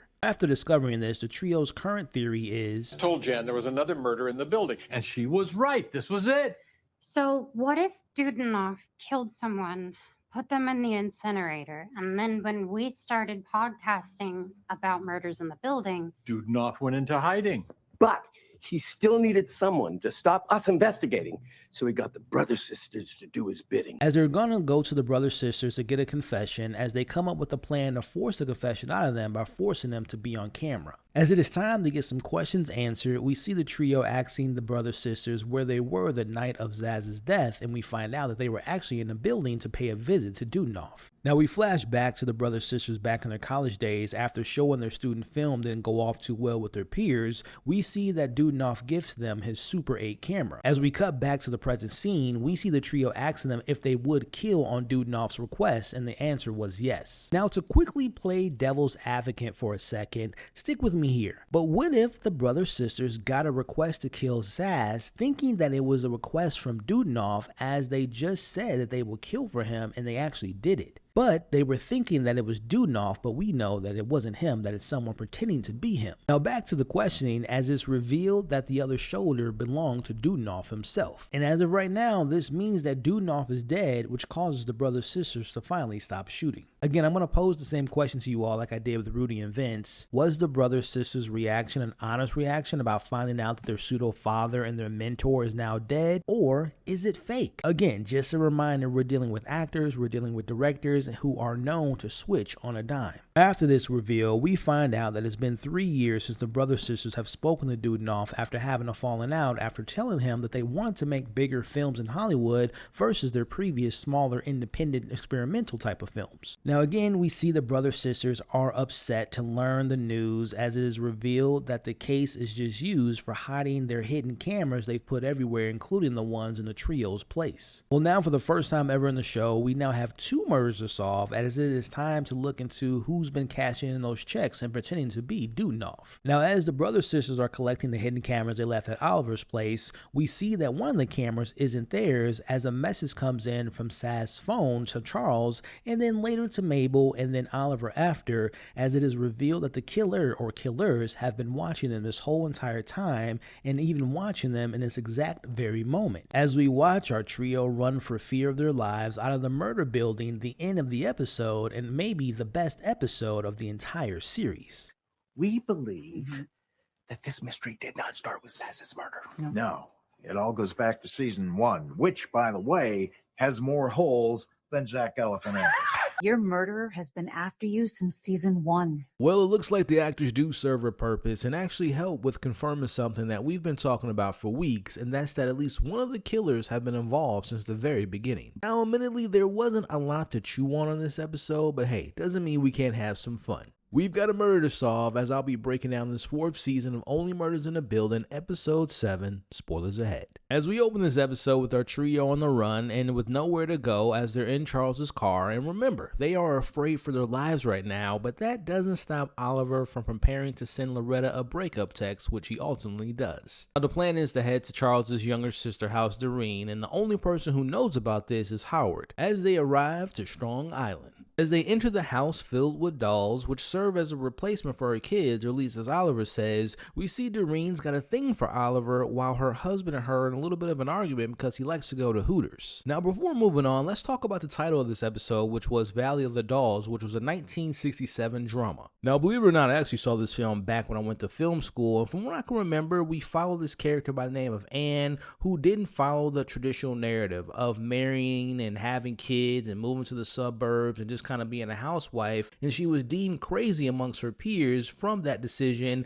And I remember the movie tackling themes like heartbreak and addiction and tragedy. Now, the only connection I can make between the film and this episode, besides the doll addiction by Charles' sister, is that Doreen kept thinking how people thought that she was crazy and too emotional for having feelings. Now, for those that have seen the film, what connections did you all make between that movie and the title of this episode? Let me know your thoughts on that in the comments below. Now, early in this episode, we find out that there was some tension between Charles and his sister. When they were kids, there was some incident involving Doreen, and that caused a rift between the siblings for years. As we head to the next morning, surprise, Howard spilled the beans on the location as Bev arrives. Now, we can clearly see that Bev is stressed out because the studio is potentially going to pull the plug on the film. Now, Bev isn't the only visitor in this episode, as the actors also arrived. Even recently shot Zach Galifianakis is here as well, disturbing Mabel from the case. Meanwhile, we see Oliver sharing his woes with Doreen over drinks, but in comes another visitor, and it's Loretta, and she walks in on a bit of an awkward situation. I would love to know the behind the scenes budget on this episode, because this has to be one of the most expensive episodes of the series with all these Hollywood stars and icons in this one location. Now, after sharing a laugh, we see Loretta and Oliver clear up the confusion about the phone situation in last week's episode, as the lovebirds are now finally back on the same page. Now, while we get some shenanigans in the background, we see Doreen and Charles having a conversation about arguments and emotions. Loretta reintroduces herself to Eugene and offers Mabel advice about allowing the actors to help with this case. Now, Bev, she's drunk at this point in the episode, and it has to be one of the funniest moments to me as she shares her feelings towards her actors. Now, back in New York, we catch up with Howard, who's looking into who's been cashing in those checks at the bodega. Now, during this visit, we see that Howard discovers that there are multiple people signing under the name of Dudenoff. Now, back with the main story, we see Mabel takes Loretta's advice and lets the actors in on the case, all while Oliver admits what the phone call was about in his failed proposal. Now, his terrible decision making with Loretta catches up to him after he tells her about him posing as Ronnie, and now this lovely couple is back to square one. But just when things couldn't get more ridiculous in this episode, after trying to apologize, a fight breaks out between Doreen and Loretta, and honestly, at this point, I just figured this was a bottle episode and we weren't going to get many clues to the case,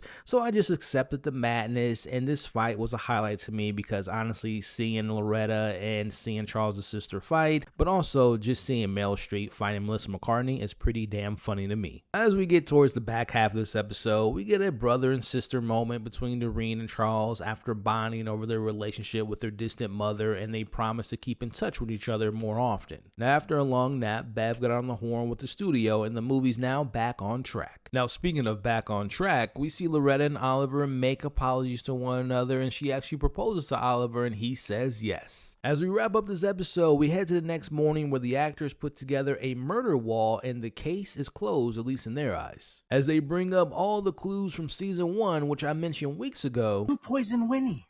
You thought it was Sting. You know what? It wasn't Sting, and then you just dropped it. Look at the note on your door. End the podcast or I will end you. See this smudge mark? That was written by a left-handed person. How could you know that? Because I studied handwriting. Note on Jan's door. I'm watching you.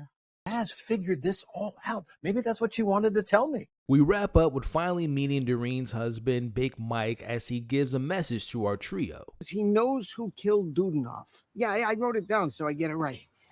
It wasn't just one person cashing his checks. He found 5 different signatures with one phone number. Whatever a Westie is, Howard says it was all of them.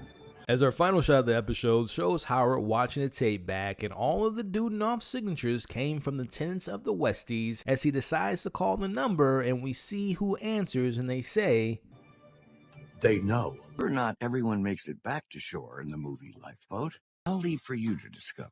But what the film is really about is found families fighting together for their survival in waters that can be really tough to get through. Oh my goodness, who's cutting up the onions in here? Listen, I'm not crying. You all are crying out there.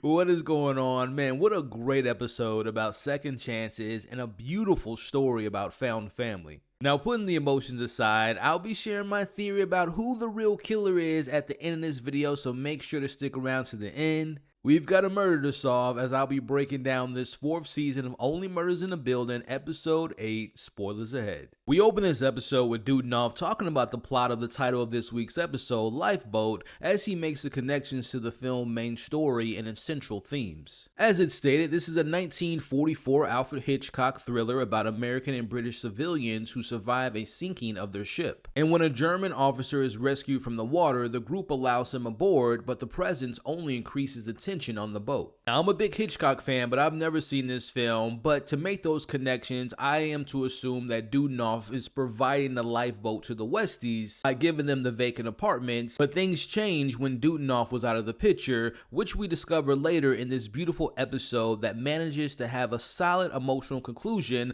again, about found family and showcasing the impact about giving people second chances. As we watch the individuals be invited to the Arconia one by one by their personal friend Dudinoff, and we get to officially meet Helga in the flesh, which by the way explains who that person was in the photo that Eugene pointed out to Charles weeks ago. As Dudinoff welcomes his friends and tells them, "Oh, hell, look who it is.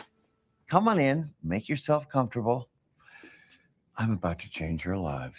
As the trio head back to the city, they have some car troubles, and while they're waiting, they recap their recent discoveries. In comes a FaceTime call from the actors as they want to continue their work together and meet up to discuss their next moves to confronting the Westies, who they believe are the killers. Now together on a soundstage of Charles's apartment, the trio and the actors devise a plan to get a confession out of the Westies. Now these plans include Tony Danza and a ding-dong surprise, but they ultimately decide to land on a supersized game of all hell at Oliver's. Now during this, we see that Eugene notices that Charles is on the brink of a mental breakdown and wants him to release his anger, which by the way, I always forget that this show is rated MA, and I'm reminded by that when they drop F-bombs, especially when we get one from Charles. Now while Eugene and Charles set up their side plot for the week, we have Oliver and Zach discussing romance and Oliver's and Loretta's up-and-coming wedding celebration, as Eva shows Mabel her all-in-one skincare recording gun. Which, by the way, the gun in this episode, it gets a callback later at the end, but I feel like that gun will be used again by the season finale to figuring out who the actual killer is. Now, staying calm is the name of the game, as it's a competition between the two teams as the Westies arrive for a fun game of all hell, and as soon as they walk in, they pull out a knife and collect their phones, and it's time to learn their origin stories to explain what actually happened to Dudinoff. Let's start things off by talking about the Sauce family. Now, before Dudinoff's wife passed away, they would visit the Sauce family restaurant, but after some changes in their business, they would deliver to his house, and they became close friends and made Friday night playing all hell a regular routine, as he's basically family with them, so there's no way that they would have killed Dudinoff. Which brings us to Rudy. 8 years back, Rudy joined a film class to hone in his acting skills. After falling in love with A Few Good Men and reciting an entire monologue from the film, we see Dudinoff encouraging Rudy to continue to chase his dreams and becoming an actor and living comfortably, and after spending some time together and picking up the collection of ham radios, we see Rudy is now invited to the game night, making him one of the family as well. Which leaves us with Vince as the only one left as the potential killer. But unlike the others, we see Vince and Dudinoff shared a common bond in recently losing their wives. Now Vince saw Dudinoff's class in a flyer, and he took that as a sign for his wife in order to make friends and not becoming a lonely old man. Now after watching A Wonderful Life and the younger students bashing the classic film,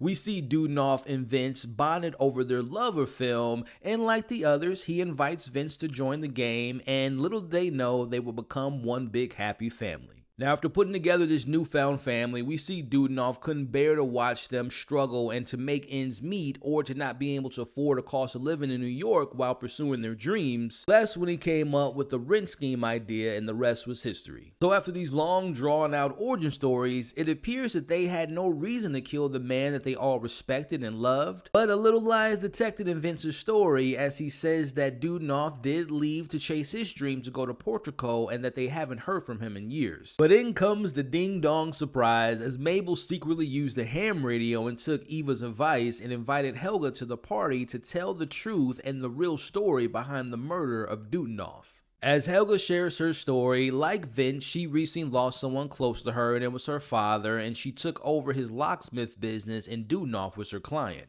Now, after revealing her knowledge of a Perfect Stranger theme song and knowing how to play Oh Hell, we see Helga was invited to join the card game routine and join the family and also get in on the rich scheme situation. But after years of peace and harmony and pursuing their dreams, we see they all got letters on their doors saying that Dudenoff left to go to Portugal, or that's at least what Helga thought, and that's what her letter read. We see after some time had passed, Helga started feeling weird around the others because they would secretly listen to the trio's podcast and started to act weird around her. As Helga believed that this weird behavior stemmed from them being afraid that the trio would discover their secret and that they were responsible for all the strange things said in the murder podcast around the building, and she believed that they had something to do with Dudenoff's murder. Now, with all the cards laid out on the table, it is now time for Helga to learn the truth. Which, speaking of the truth, we see Eugene wants Charles to express his true feelings and his anger, which he does, and it leads to Vince showing them the movie that Dudenoff made with the help of everyone except Helga.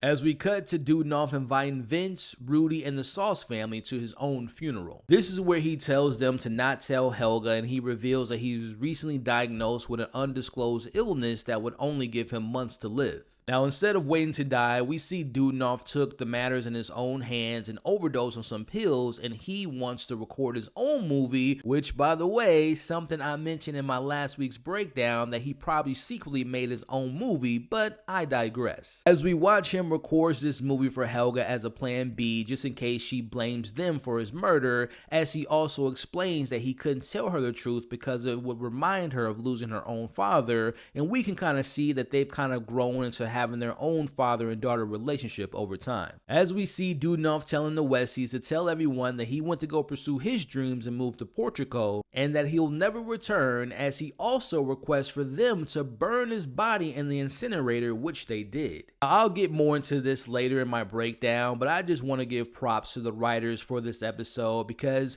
we've spent most of the time seeing the Westies as either comic relief or a big red herring, and personally I was never that much involved or had an in-depth connection with these characters emotionally, but this episode really did a phenomenal job of explaining their relationships with one another and how beautiful this message of found family of these characters lost in a world, but Dudenoff brought them together. I'll be honest, on the first watch I had a little tear creep out of the corner of my eye. Well done to the writing, because again, the found family message just hit so good in this episode. Now, putting all the sad stuff aside for a second, can we be honest with each other? That is one crazy ass insane request to make of the people you love. Let me know in the comments now, if you were in the position of Vince and Rudy and the Sauce family, would you put your friend that you loved and became this kind of father figure into the incinerator? Which, by the way, this kind of reminded me of a film which I don't want to spoil if you haven't seen it, but it came out almost 5 years ago, and that's Knives Out. It kind of reminded me of that plot. After Helga and the Westies are reunited, we see Eva Longoria records this conversation of them basically admitting to having a hand in murder, but Mabel tells them something that made this already emotional episode even more emotional by connecting their relationship to their experiences to the trio, as she says, "Going to jail." No, you're not. Guys, we used to be three lonely weirdos living in the Arconia. The podcast brought us together. I don't want to use it to tear them apart. Now, we end this episode with Oliver showing Zach that he is a hopeless romantic and that we've got a wedding planned for next week at the murder building when Oliver and Loretta first met. We also get closure on the side plot with Eugene and Charles, as Eugene will play Charles with Truth. Now, our trio is happy to get some closure on the Dudenoff case, but what about Sass? In comes Helga with her pig, as she tells them about her experience with Sass and how she was the one who gave her all the information about the Westies, but also... There was another thing though. She talked about a stuntman on a movie called Project Ronkonkoma. She said he was her protege, but that he had messed up pretty badly and he was harassing her. She said, he's dangerous and he's gonna be the death of me. As they check this mysterious project, they discover that the stuntman that worked on this project was the one and only Glenn, as they're led to believe that he is the dangerous stuntman who Zaz feared would end her life one day. Marshall? Why does this script say it was written by Saz Pataki? Now, I'm not saying I told you so, but I've been on the Marshall, or should I say Rex is the killer train, since the very beginning of the season. But I believe there's more to the story, so make sure to stick around to the end of this video to hear yet another one of my wild theories. As we've got a murder to solve, as I'll be breaking down this 4th season of Only Murders in the Building, episode 9, spoilers ahead. 2 years ago, we cut to Saz alive and well, getting the call for the new Ron Howard project. Now, filled with excitement about this project, she doesn't pay attention and accidentally hits a mysterious person with her car. Now, when they get hit by the car, it looks like they lose a bunch of pages to a script, as we see that she's very impressed by their flip and asks if they've ever stunted before. Now, based on my theories I've shared with you all for the last few weeks, I immediately knew that this was Marshall, aka Rex. Now, this week's episode title marks the first time this season that we don't get a title that's based on an actual movie, but instead this week's title is based on the Ron Howard movie that he's making in this very episode. Now, as we cut to the trio, we see that they're trying to visit Glenn in the hospital with beers and corned beef hash and other stereotypical Irish things, but they end up getting denied by the nurse, who says that she'll call them if he awakes. Now, in comes the bartender from Concussion, who arrives and gives them some insight about thinking that Glenn was the protege, as he lets them know that Glenn was actually the replacement of the protege because that previous stuntman was bad and was blackballed. Now, to the trio, this sounds like the perfect motivation to kill both of these characters, but the question remains, who is this protege and what about this project? Well, according to the bartender, the only people that know is Zaz, Glenn, the protege, and the director, who happens to be the one and only Ron Howard, or as Oliver puts it, the only true celebrity of this season. Now, before moving on, let's have a little sidebar here. What's the deal with the bartender? Now, he's clearly not a fan of the trio and hates their podcast. Now, we know the show is known for random characters popping up every now and then, but there's something off about him, and the fact that he doesn't like them just makes me wonder if he's the one who wrote the note for the trio to end their podcast way back in season 1. Now, I'm not saying that he's this season's killer, but let me know if you all have some suspicions about the bartender and if he goes back to the very beginning. Now, back to the flashback sequences, we see Saz giving the protege some tips and tricks for their scene, which will have them being lit on fire. Now, it's establishing these scenes that they've spent a lot of time together in preparation for their first shoot, which makes me believe that we'll get the mysterious person's backstory by the finale to show their relationship more in depth. Now, again, the flashbacks were playing up the mystery of who this person is by not having them speak or not showing their face. But again, I think it was pretty obvious, especially with my last video I shared with you all last week. Now, sticking with those particular scenes, throughout the episode, we see more words of encouragement from Zaz, and later on, we see something terrible happen to this mystery person on set after going through with the fire stunt, which we'll be following up with that later on in this breakdown. Now, back with the trio, they need to figure out how they're going to get a hold of Howard, as Oliver reveals that they're really close friends, or at least in Oliver's eyes. As Oliver recalls a story about how they first met in the 80s to this wild night of partying and drinking, but of course, you know you can't fully trust Oliver Putnam's story. Now, Mabel's off to Bev's office to get Howard's contact information. Meanwhile, Charles volunteers to getting Oliver's bachelor party set up. Now, with Bev, we see Mabel gets an earful of her shenanigans, but she does get the address to where Howard is filming his new movie, which happens to be in New York. Now, in this scene, it is implied that each new draft of the movie script has gotten worse and worse by Marshall, which, going back to my theory of him being the killer or at least having some involvement, I've always said that I feel like he's playing this role, and hearing that this script is bad makes me think that he didn't write the original script and he stole it, and again, pretending to be a writer, and it's pretty much implied by the end of this episode that it does appear that he stole this script from Saz. Now, the trio managed to get on set under the identities that they're background actors, which requires them to stand out in a lineup of other actors first before getting on set and showing their best screams. As we see, Oliver gets in, Charles gets in because they recognize him from Brazos, and Mabel gets in based on her face card.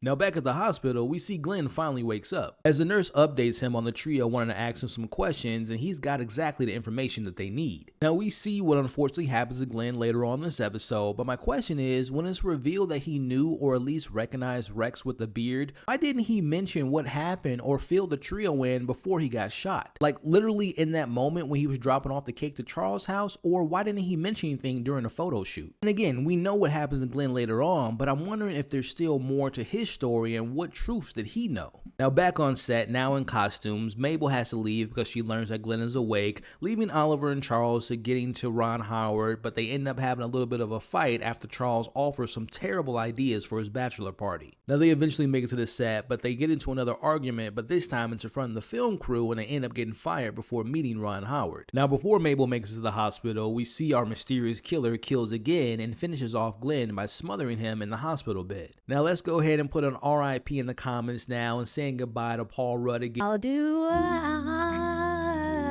say goodbye? So hard to say goodbye to yesterday.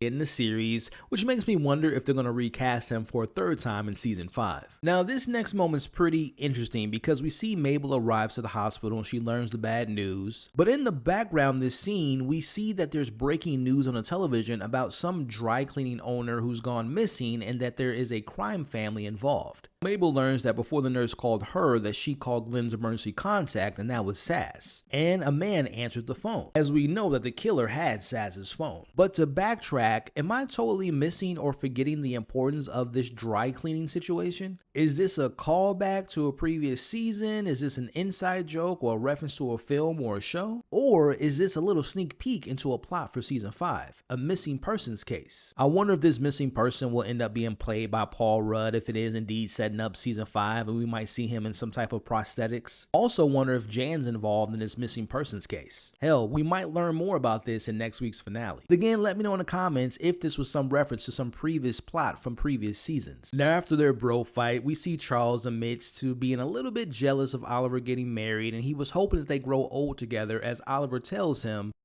You know we're going to be friends to the end. not gonna lie, this was a really nice moment between these two friends. This leads to them going to lunch and Oliver telling Charles that he wants to be friends with him to the end of time, and they make up and Oliver asks Charles for him to be his best man at the wedding. And he also will make him the emergency contact just in case he falls in the future. Which, by the way, this makes me think of the plot that they set up in last season with Oliver having a bad heart. I wonder if that's gonna be brought up in the finale next week or if they're gonna even bring that up in season 5. But I do want to go back to Charles and Oliver talking and Oliver saying that they will be friends to the end. Now, I've been saying this since the end of season 2 that this show has been setting up Charles to die. Again, we know the health scares from Oliver and we have Mabel at the end of this episode potentially being in the room with the killer. But they've been hinting at the death of Charles for a while now, and I'm gonna throw this out there. What if we see Charles die next week in the finale, or at the very least it's implied that he's badly hurt in next week's episode? Now after showing the back of his head for this entire episode, we finally meet Ron as he appears to the restaurant, and it also appears that Oliver's story was true, that they was boys back in the day. Now we end this penultimate episode with Marshall outside of Mabel's apartment trying to get some help on the rewrites. Now while that's all happening, we go back to the restaurant with Ron as he tells Charles and Oliver what actually happened to the stuntman on the set during those flashback sequences. As we see the stuntman walking over to Ron trying to show him some pages to his script, and while this is happening he didn't realize that he was still on fire, which ended up costing Ron to lose his eyebrows, which ultimately led to him getting fired and blacklisted. Now within this conversation at the restaurant, we also learned that Ron's on-set special shoes were stolen, the same shoes that matched the prints of earlier in this season on the radiator. Find out that this mysterious stuntman went under the name of Rex Bailey, and we see a picture of him and it's the one and only Marshall, or should I just call him Rex? Now back with Mabel and Marshall, she grabs a beer and finds the script for the Only Murders in the Building movie, and the original writer is listed as Sass. Now Mabel confronts him about finding this, and she gets a text message from the guys warning her about Rex, and we see that he reads it first. Obviously now she's not knowing that she's in the room with the killer.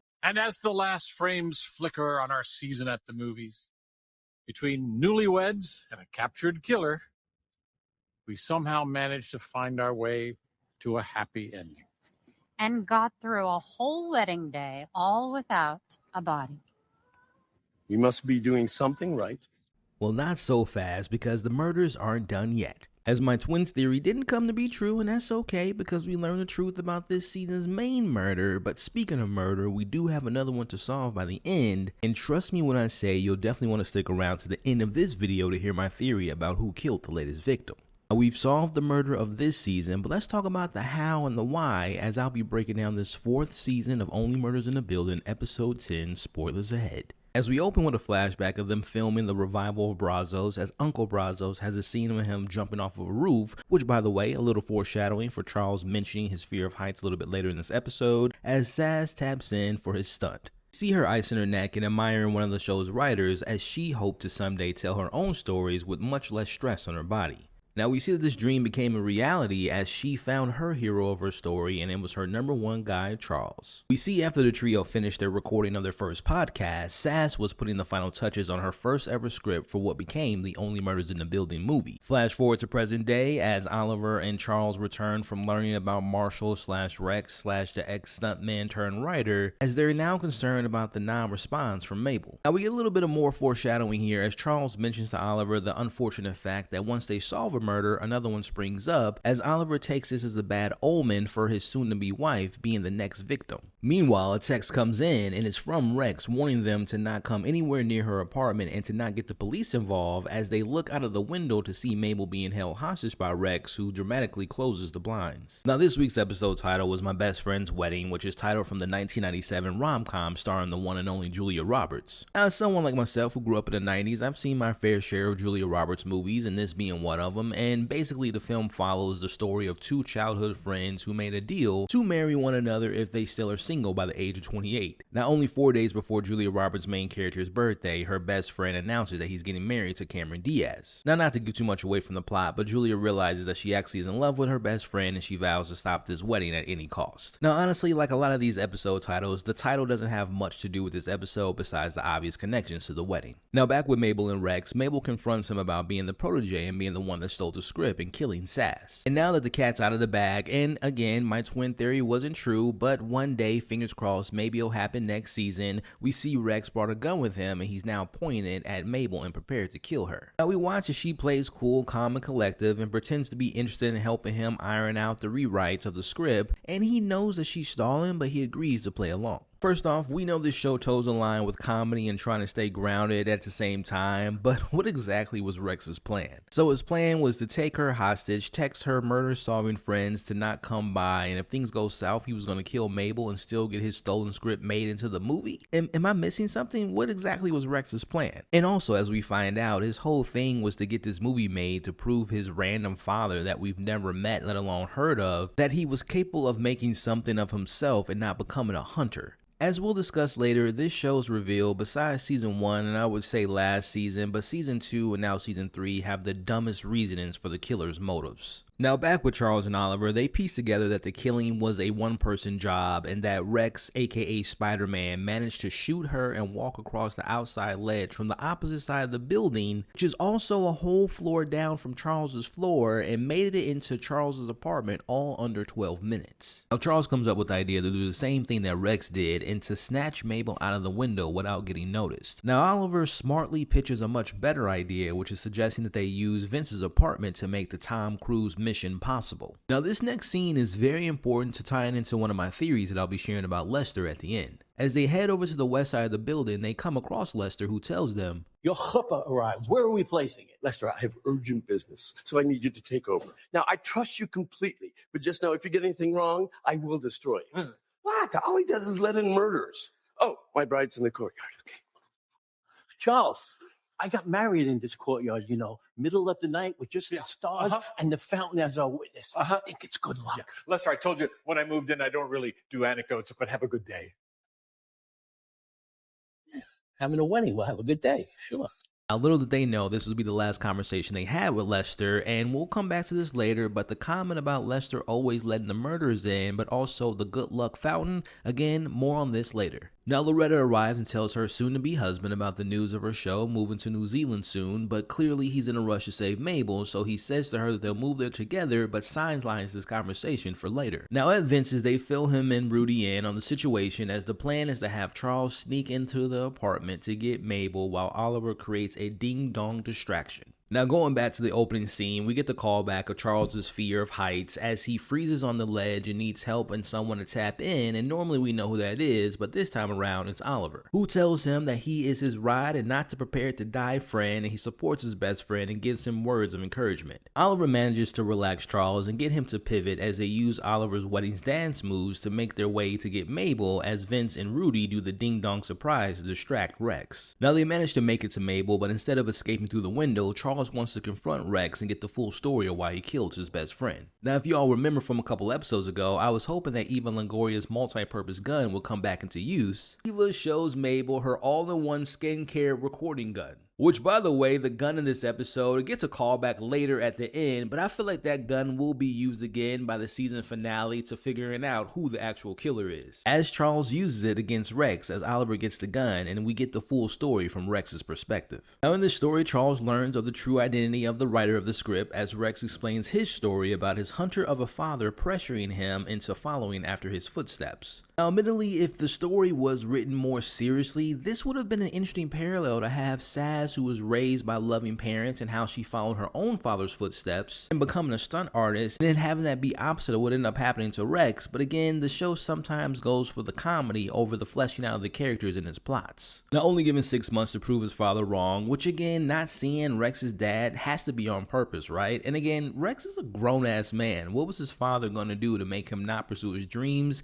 That was never explained. We get the backstory of how Saz was the only person who believed in Rex as a writer, and after the Ron Howard situation, she continued to believe in him and agreed to read his script. Now while doing this, she wanted to share with him the script that she worked on and that he was the only person that read it. Now we see that she was a much better writer than Rex, which made him jealous. So instead of being a good friend, we see that he lied to her and said that the script was terrible, but he would take it and do some rewrites. But we see what ended up happening, and we see that he ended up adding some things, removing some things, but in hopes to get a manager by spreading this around Hollywood, and it came across Bev's desk, and the rest is history. We see as Saz learned of the betrayal and called him over to confront him. We watch as he begs and pleads with her to not rat him out, but we see that she wasn't going to let this happen because number one, she hasn't even told Charles yet, and two, what he did was just completely wrong. Now this is stereotypical writing in movies and shows where a character tells this unnecessary information to the killer as she tells him that she's going to be going to New York soon to tell Charles about the movie, and this obviously was a no-go for Rex, whose career would have been over, and this being the motive for why he killed her. As we see the night of the murder from his perspective. Finally see that the tassel was actually from Saz's fireproof jacket that fell off the jacket as he was preparing to shoot her. As we watch him going back and forth with himself, trying to convince himself that he's not a killer and he's just a writer, but he ultimately tells himself that he has to be a killer in order to be a writer. As we watch him shoot Saz, now again, this Spider-Man character manages to cross the building on the ledge without anyone seeing him outside, and he did this again under 12 minutes. Now when he arrives, he sees that she isn't completely dead yet, and she tells him that her number one will solve this case after finishing writing Tap In, and we watch Saz die. Back with the trio and Rex, Charles mistakenly has the gun on vibrate as Rex gets the gun back, and he's about to kill our trio, but just as he's about to shoot, he gets shot in the back and dies.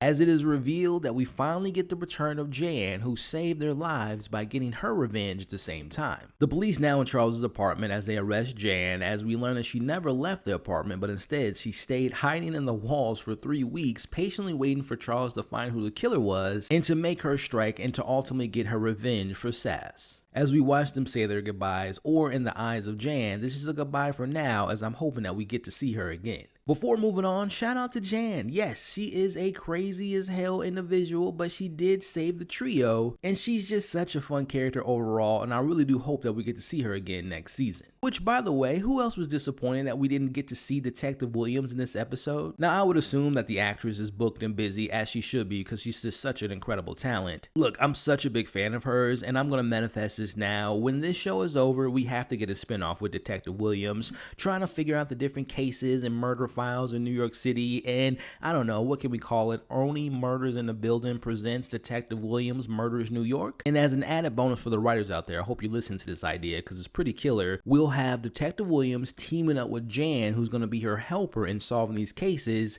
and we'll have like this really cool dynamic between Hannibal Lecter and Clarice. Now, I would be watching that show. Let me know what you all think about my spinoff idea. idea. Again, it will be called Only Murders in the Building presents Detective Williams Murders New York, and again, her co-star would be Jan. Cut to the making of the movie as the trio watches the actors give a spot-on performance of them playing themselves, as we see that the movie is now being made under Saz's script. Now, I was thinking that maybe the movie would have been finished by the end of the season, but clearly it wasn't, which I'm okay with that because I would hope that we would see the premiere of the movie in season 5, and maybe we'll get the return of the actors, Bev, and the brothers' sisters. Now, before we wrap up the final moments of this episode, we see Oliver is still worried about Loretta dying. We have Mabel's side plot of finding herself, which, by the way, was mostly forgotten for most of the season, but she tells Bev that she wants to make a story about Saz's life. Now, meanwhile, we get this really nice moment where Charles sees her one last time in his mind, and he thanks her for writing him a love letter to their friendship. As we cut to the wedding, where Oliver's fears of Loretta not showing up doesn't come to fruition, but instead she walks down the aisle with her son Dickie and now her son-in-law Will. Now, also from our Only Murders fans out there, we also get the return of Winnie, who we haven't seen since season 2. As we watch them say their I do's, and they're married without anyone dying, well, at least not yet. Now, you'll notice that Lester is still alive and well at the wedding at this point of the episode, as Oliver and Loretta share a dance as they talk about him leaving his best friends behind in Charles and Mabel. Now, later that night, Charles and Mabel meet a new character, as they meet Sophia, who's played by the great actress Taya Saloni, who shout out to Bad Boys 1, where I first saw her in the movie, as she tells them, I hope it's okay. I was upstairs looking for you. There was no doorman on duty. I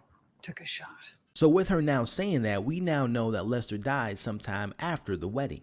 Now, in the conversation, she wants to hire them to search for her husband, Nicky, who is led to believe to be possibly dead. Now, Charles and Mabel don't seem to be interested in helping her out in this investigation of this missing person because it has nothing to do with the murders in the building, as she tells them, What happened to Nicky has everything to do with this building.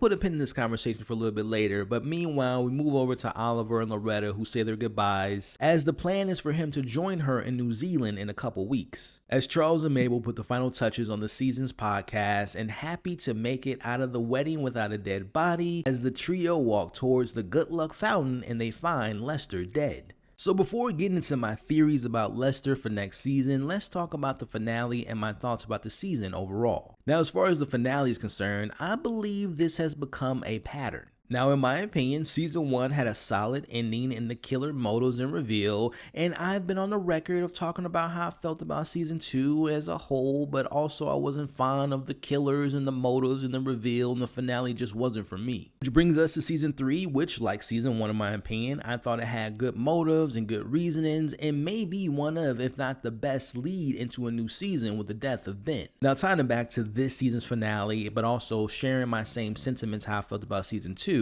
I find myself slightly disappointed by the killer's very uninteresting motives and felt that the finale was overall disappointing. Now, positively speaking, the payoff and respect to Saz was handled pretty well throughout the season as well as in this finale. To me, the friendship between her and Charles was felt more so with her being dead than it ever was, in my opinion, when she was alive, and I thought that the idea of her wanting to transition from stunts into telling her own stories to becoming a writer and her having her own script, and Charles being the hero was just a very nice touch in my opinion. Now, another thing I'll say about the finale is I like the continuation of highlighting the trio's growth as friends, and they honestly have become family at this point. And them being there for each other, especially in this finale, and being there each other's ride or die. Now, while the idea was very stupid about crossing the ledge, the sentiment worked as Charles was willing to risk his life for Mabel and Oliver was willing to do the same. But again, it goes back to them being family and looking out for one another. And again, this thinking about how they began in season 1 up until where they are as a family at this point in the show. Now, negatively speaking, I thought the overall truth from Rex's perspective was paper thin and just so underwhelming. The whole thing to prove his father wrong, again, a character we've never met, let alone a character that we're just hearing about for the first time. Now, I could change my tune come season 5 and we might meet the father who's seeking revenge of his fallen son, but in honesty, I doubt that they're going to have a comeback or a callback to his father because they've done this before. They'll mention a character and never bring them up again.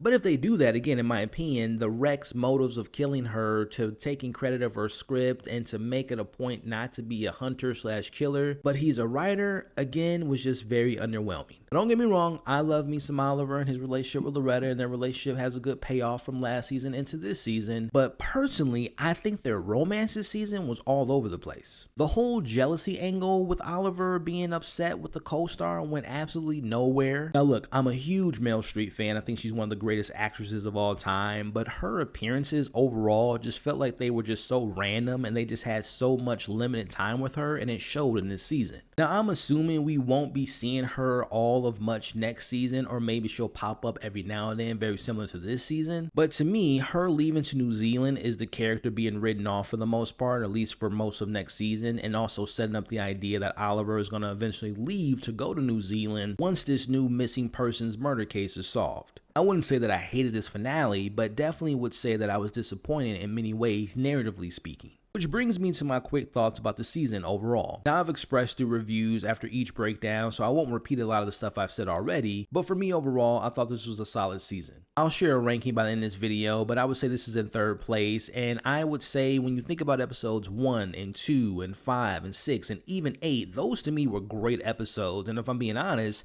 some of those episodes were some of my favorite of the series. I thought when this season leaned into the whole Hollywood aspect of the story, and at times like the show felt like we were watching a movie, that stuff to me really worked and felt very cinematic. Which, speaking of, I do wish it was used a lot more, but the idea of the title of each episode being an actual movie, and sometimes they would use similar themes or some scenes to recreate in the actual episode, was really great to me. But again, love the Saz and Charles friendship being explored more, and of course I've loved the trio and the banter that they have back and forth and the love they have for another. And if I'm being honest, I thought the Westies Dudenoff story, the side plot, because we know each season has like its own side plot, that to me, the B plot was much better than the ultimate conclusion that we got with the main murder, in my personal opinion. Now, to share my personal rankings of Only Murders in the Building seasons from my least favorite to my favorite, coming in last place, I'm going to go with season 2, followed by season 4, 3, and 1. I thought season 2 had the worst supporting characters, the killer reveal was messy and lacked creative direction, and overall, I was disappointed by the second season. Now, when it comes to season 4, I've already shared my thoughts on the highs and lows of this 4th season. As far as season 3 is concerned, I feel like that was like a return to form. It had a great mixture of comedy, drama, and a very intriguing mystery.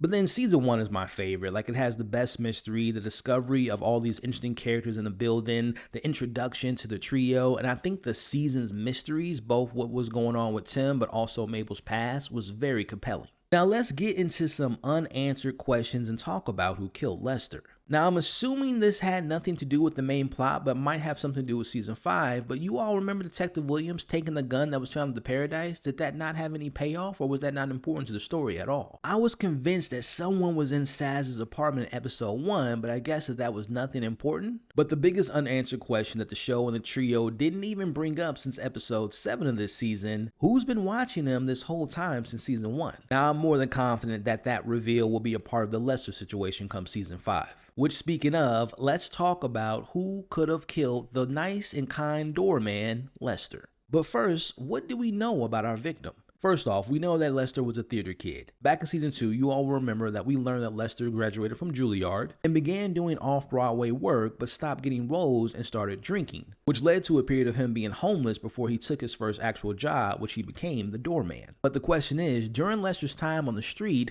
who knows what he did to survive and who he met? Maybe he came across some dark people that might have been involved in some mob situations. It's also important to remember that he had a wife and 2 kids, and I would assume that Lorraine, May, and Frank will make an appearance in season 5. Talking about some more information about Lester, let's go back to season 1. If you guys remember, the trio was supposed to release their finale of their podcast, and they were going to reveal that it was Theo and Teddy as Tim's killers, but Lester listened to the podcast as he delivered someone's dry cleaning. I want you all to remember the importance of the dry cleaning. Fast forward to this season, during the photo shoot where Lester brought a rack of clothes to Charles's apartment for the trio to wear for the promotion of the Only Murders in the Building movie. Again, dry cleaning, and remembering that our missing persons Nikki was the owner of a dry cleaning company. Now, our mysterious Dame Sophia mentioned that she couldn't find the doorman when she arrived. Now, if what she said is believed to be true, we saw him at the wedding and found him dead the next day, meaning that he died after the wedding and shortly after nightfall. Now, I think it's safe to say that we can put Sophia on our murder board for next season, as she told Charles and Mabel about her husband's disappearance and possible murder having everything to do with this building. As I've mentioned, the connection on Lester and the dry cleaning and Nikki owning a dry cleaning company, there seems to be a connection between the two. Now, going back to Lester telling Charles about how he thinks that the fountain is good luck, and for him to die at that same fountain doesn't seem to be a coincidence to me. Now, if we go back to that conversation that Lester was having with Charles, he said to him that the fountain was their witness, their only witness, meaning that no one was in attendance of their wedding. So here's my wild theory about Lester. What if we have a situation where he married his wife Lorraine and maybe someone didn't approve of this relationship? Again, we remember that he was homeless. He didn't have a job for a while. So maybe she was a part of some big family or maybe a mob family. And again, they didn't approve of this relationship. And whoever this person is, maybe it was her father or brother or ex-boyfriend. So after years later, after seeking revenge, it could be some possible connection that, again, if there's the mob involved, because the news did say that there was some possible mob connections, and this Nikki guy, or maybe Lester, was killed by a hitman who was responsible for the disappearance of Nikki. Look, it's just a theory. Obviously, we don't know any of the ties until season 5 comes around. But like I said, I feel pretty confident that the fountain is key and the dry cleaning ties will definitely have important consequences in season 5. Which, speaking of, I don't want to leave out the fact that whoever's been following the trio since the beginning wasn't solved, and that may have ties into Lester and Nikki in the building as well. Matter of fact, I actually have the response from the curator who was interviewed by TV Line to answer the missing piece of the puzzle. As you all can see on the screen now, TV Line interviewed the creator of the show to talk about the connections of season 1. As you all can see, the creator said that that was a good question, and that Helga did bring up that something was wrong at the end of episode 8 as far as things being weird in the building. As he continues to say that there are always loose ends to a mystery story, and leaning into those loose ends and holding them now and then and playing a card when you want to play it feels right to me for the ongoing mystery like this. As he continues to say that we will get some resolution and find out who's been following the trio since season 1. Now, another question the interview asked the creator was to talk more a little bit about Lester. As the interviewer called him sweet and innocent, but he says that there is a chance that the death is somehow tied into the dry cleaning king's case. As the creator says that there are a lot of areas that we've been talking about, and looking at the life of someone who was a doorman in the pre-war apartment building in New York City at the moment, and all of that encompasses. Who is the person, and what stuff might they have been doing in their life? So yeah, it sounds like my theory about Lester's past will play into season 5, and again, I think there might be some mob ties. Oh, and by the way, are we all in agreement that season 5 should be the last season of this show? Don't get me wrong, I love the trio, but I think the well of ideas are starting to get dry. So let me know in the comments now, will season 5 of Only Murders in the Building be the last season of this series? Now that's going to be the end of this week's breakdown and final breakdown of this season of Only Murders in the Building. It's been an absolute pleasure covering this season, and what's even better is seeing you all's comments and theories and continuing to support these videos. Now, if you've been watching these videos since season 1, episode 1, I can't thank you enough for the support, so I want to give you all a moment to give you a special shout out. Now, to everyone watching this video, do me a favor, please spam the comments with your thoughts on this finale, the season overall, and share your thoughts and theories about what you hope to see in season 5. Now, of course, if you made it to this point in the video, thank you. Put in the comments right now, #JusticeForLester. Now, of course, I won't be back next week because this was the finale, but between now and next season, I hope you all stick around by subscribing to the channel where I review all types of movies and shows. Now, if you appreciate this video and my coverage of this season, please hit that like button, but also share this video to anyone and everyone you know that loves talking about this show just as much as we do. Don't forget, you all are amazing, stay safe, and I'll catch you all on the next video.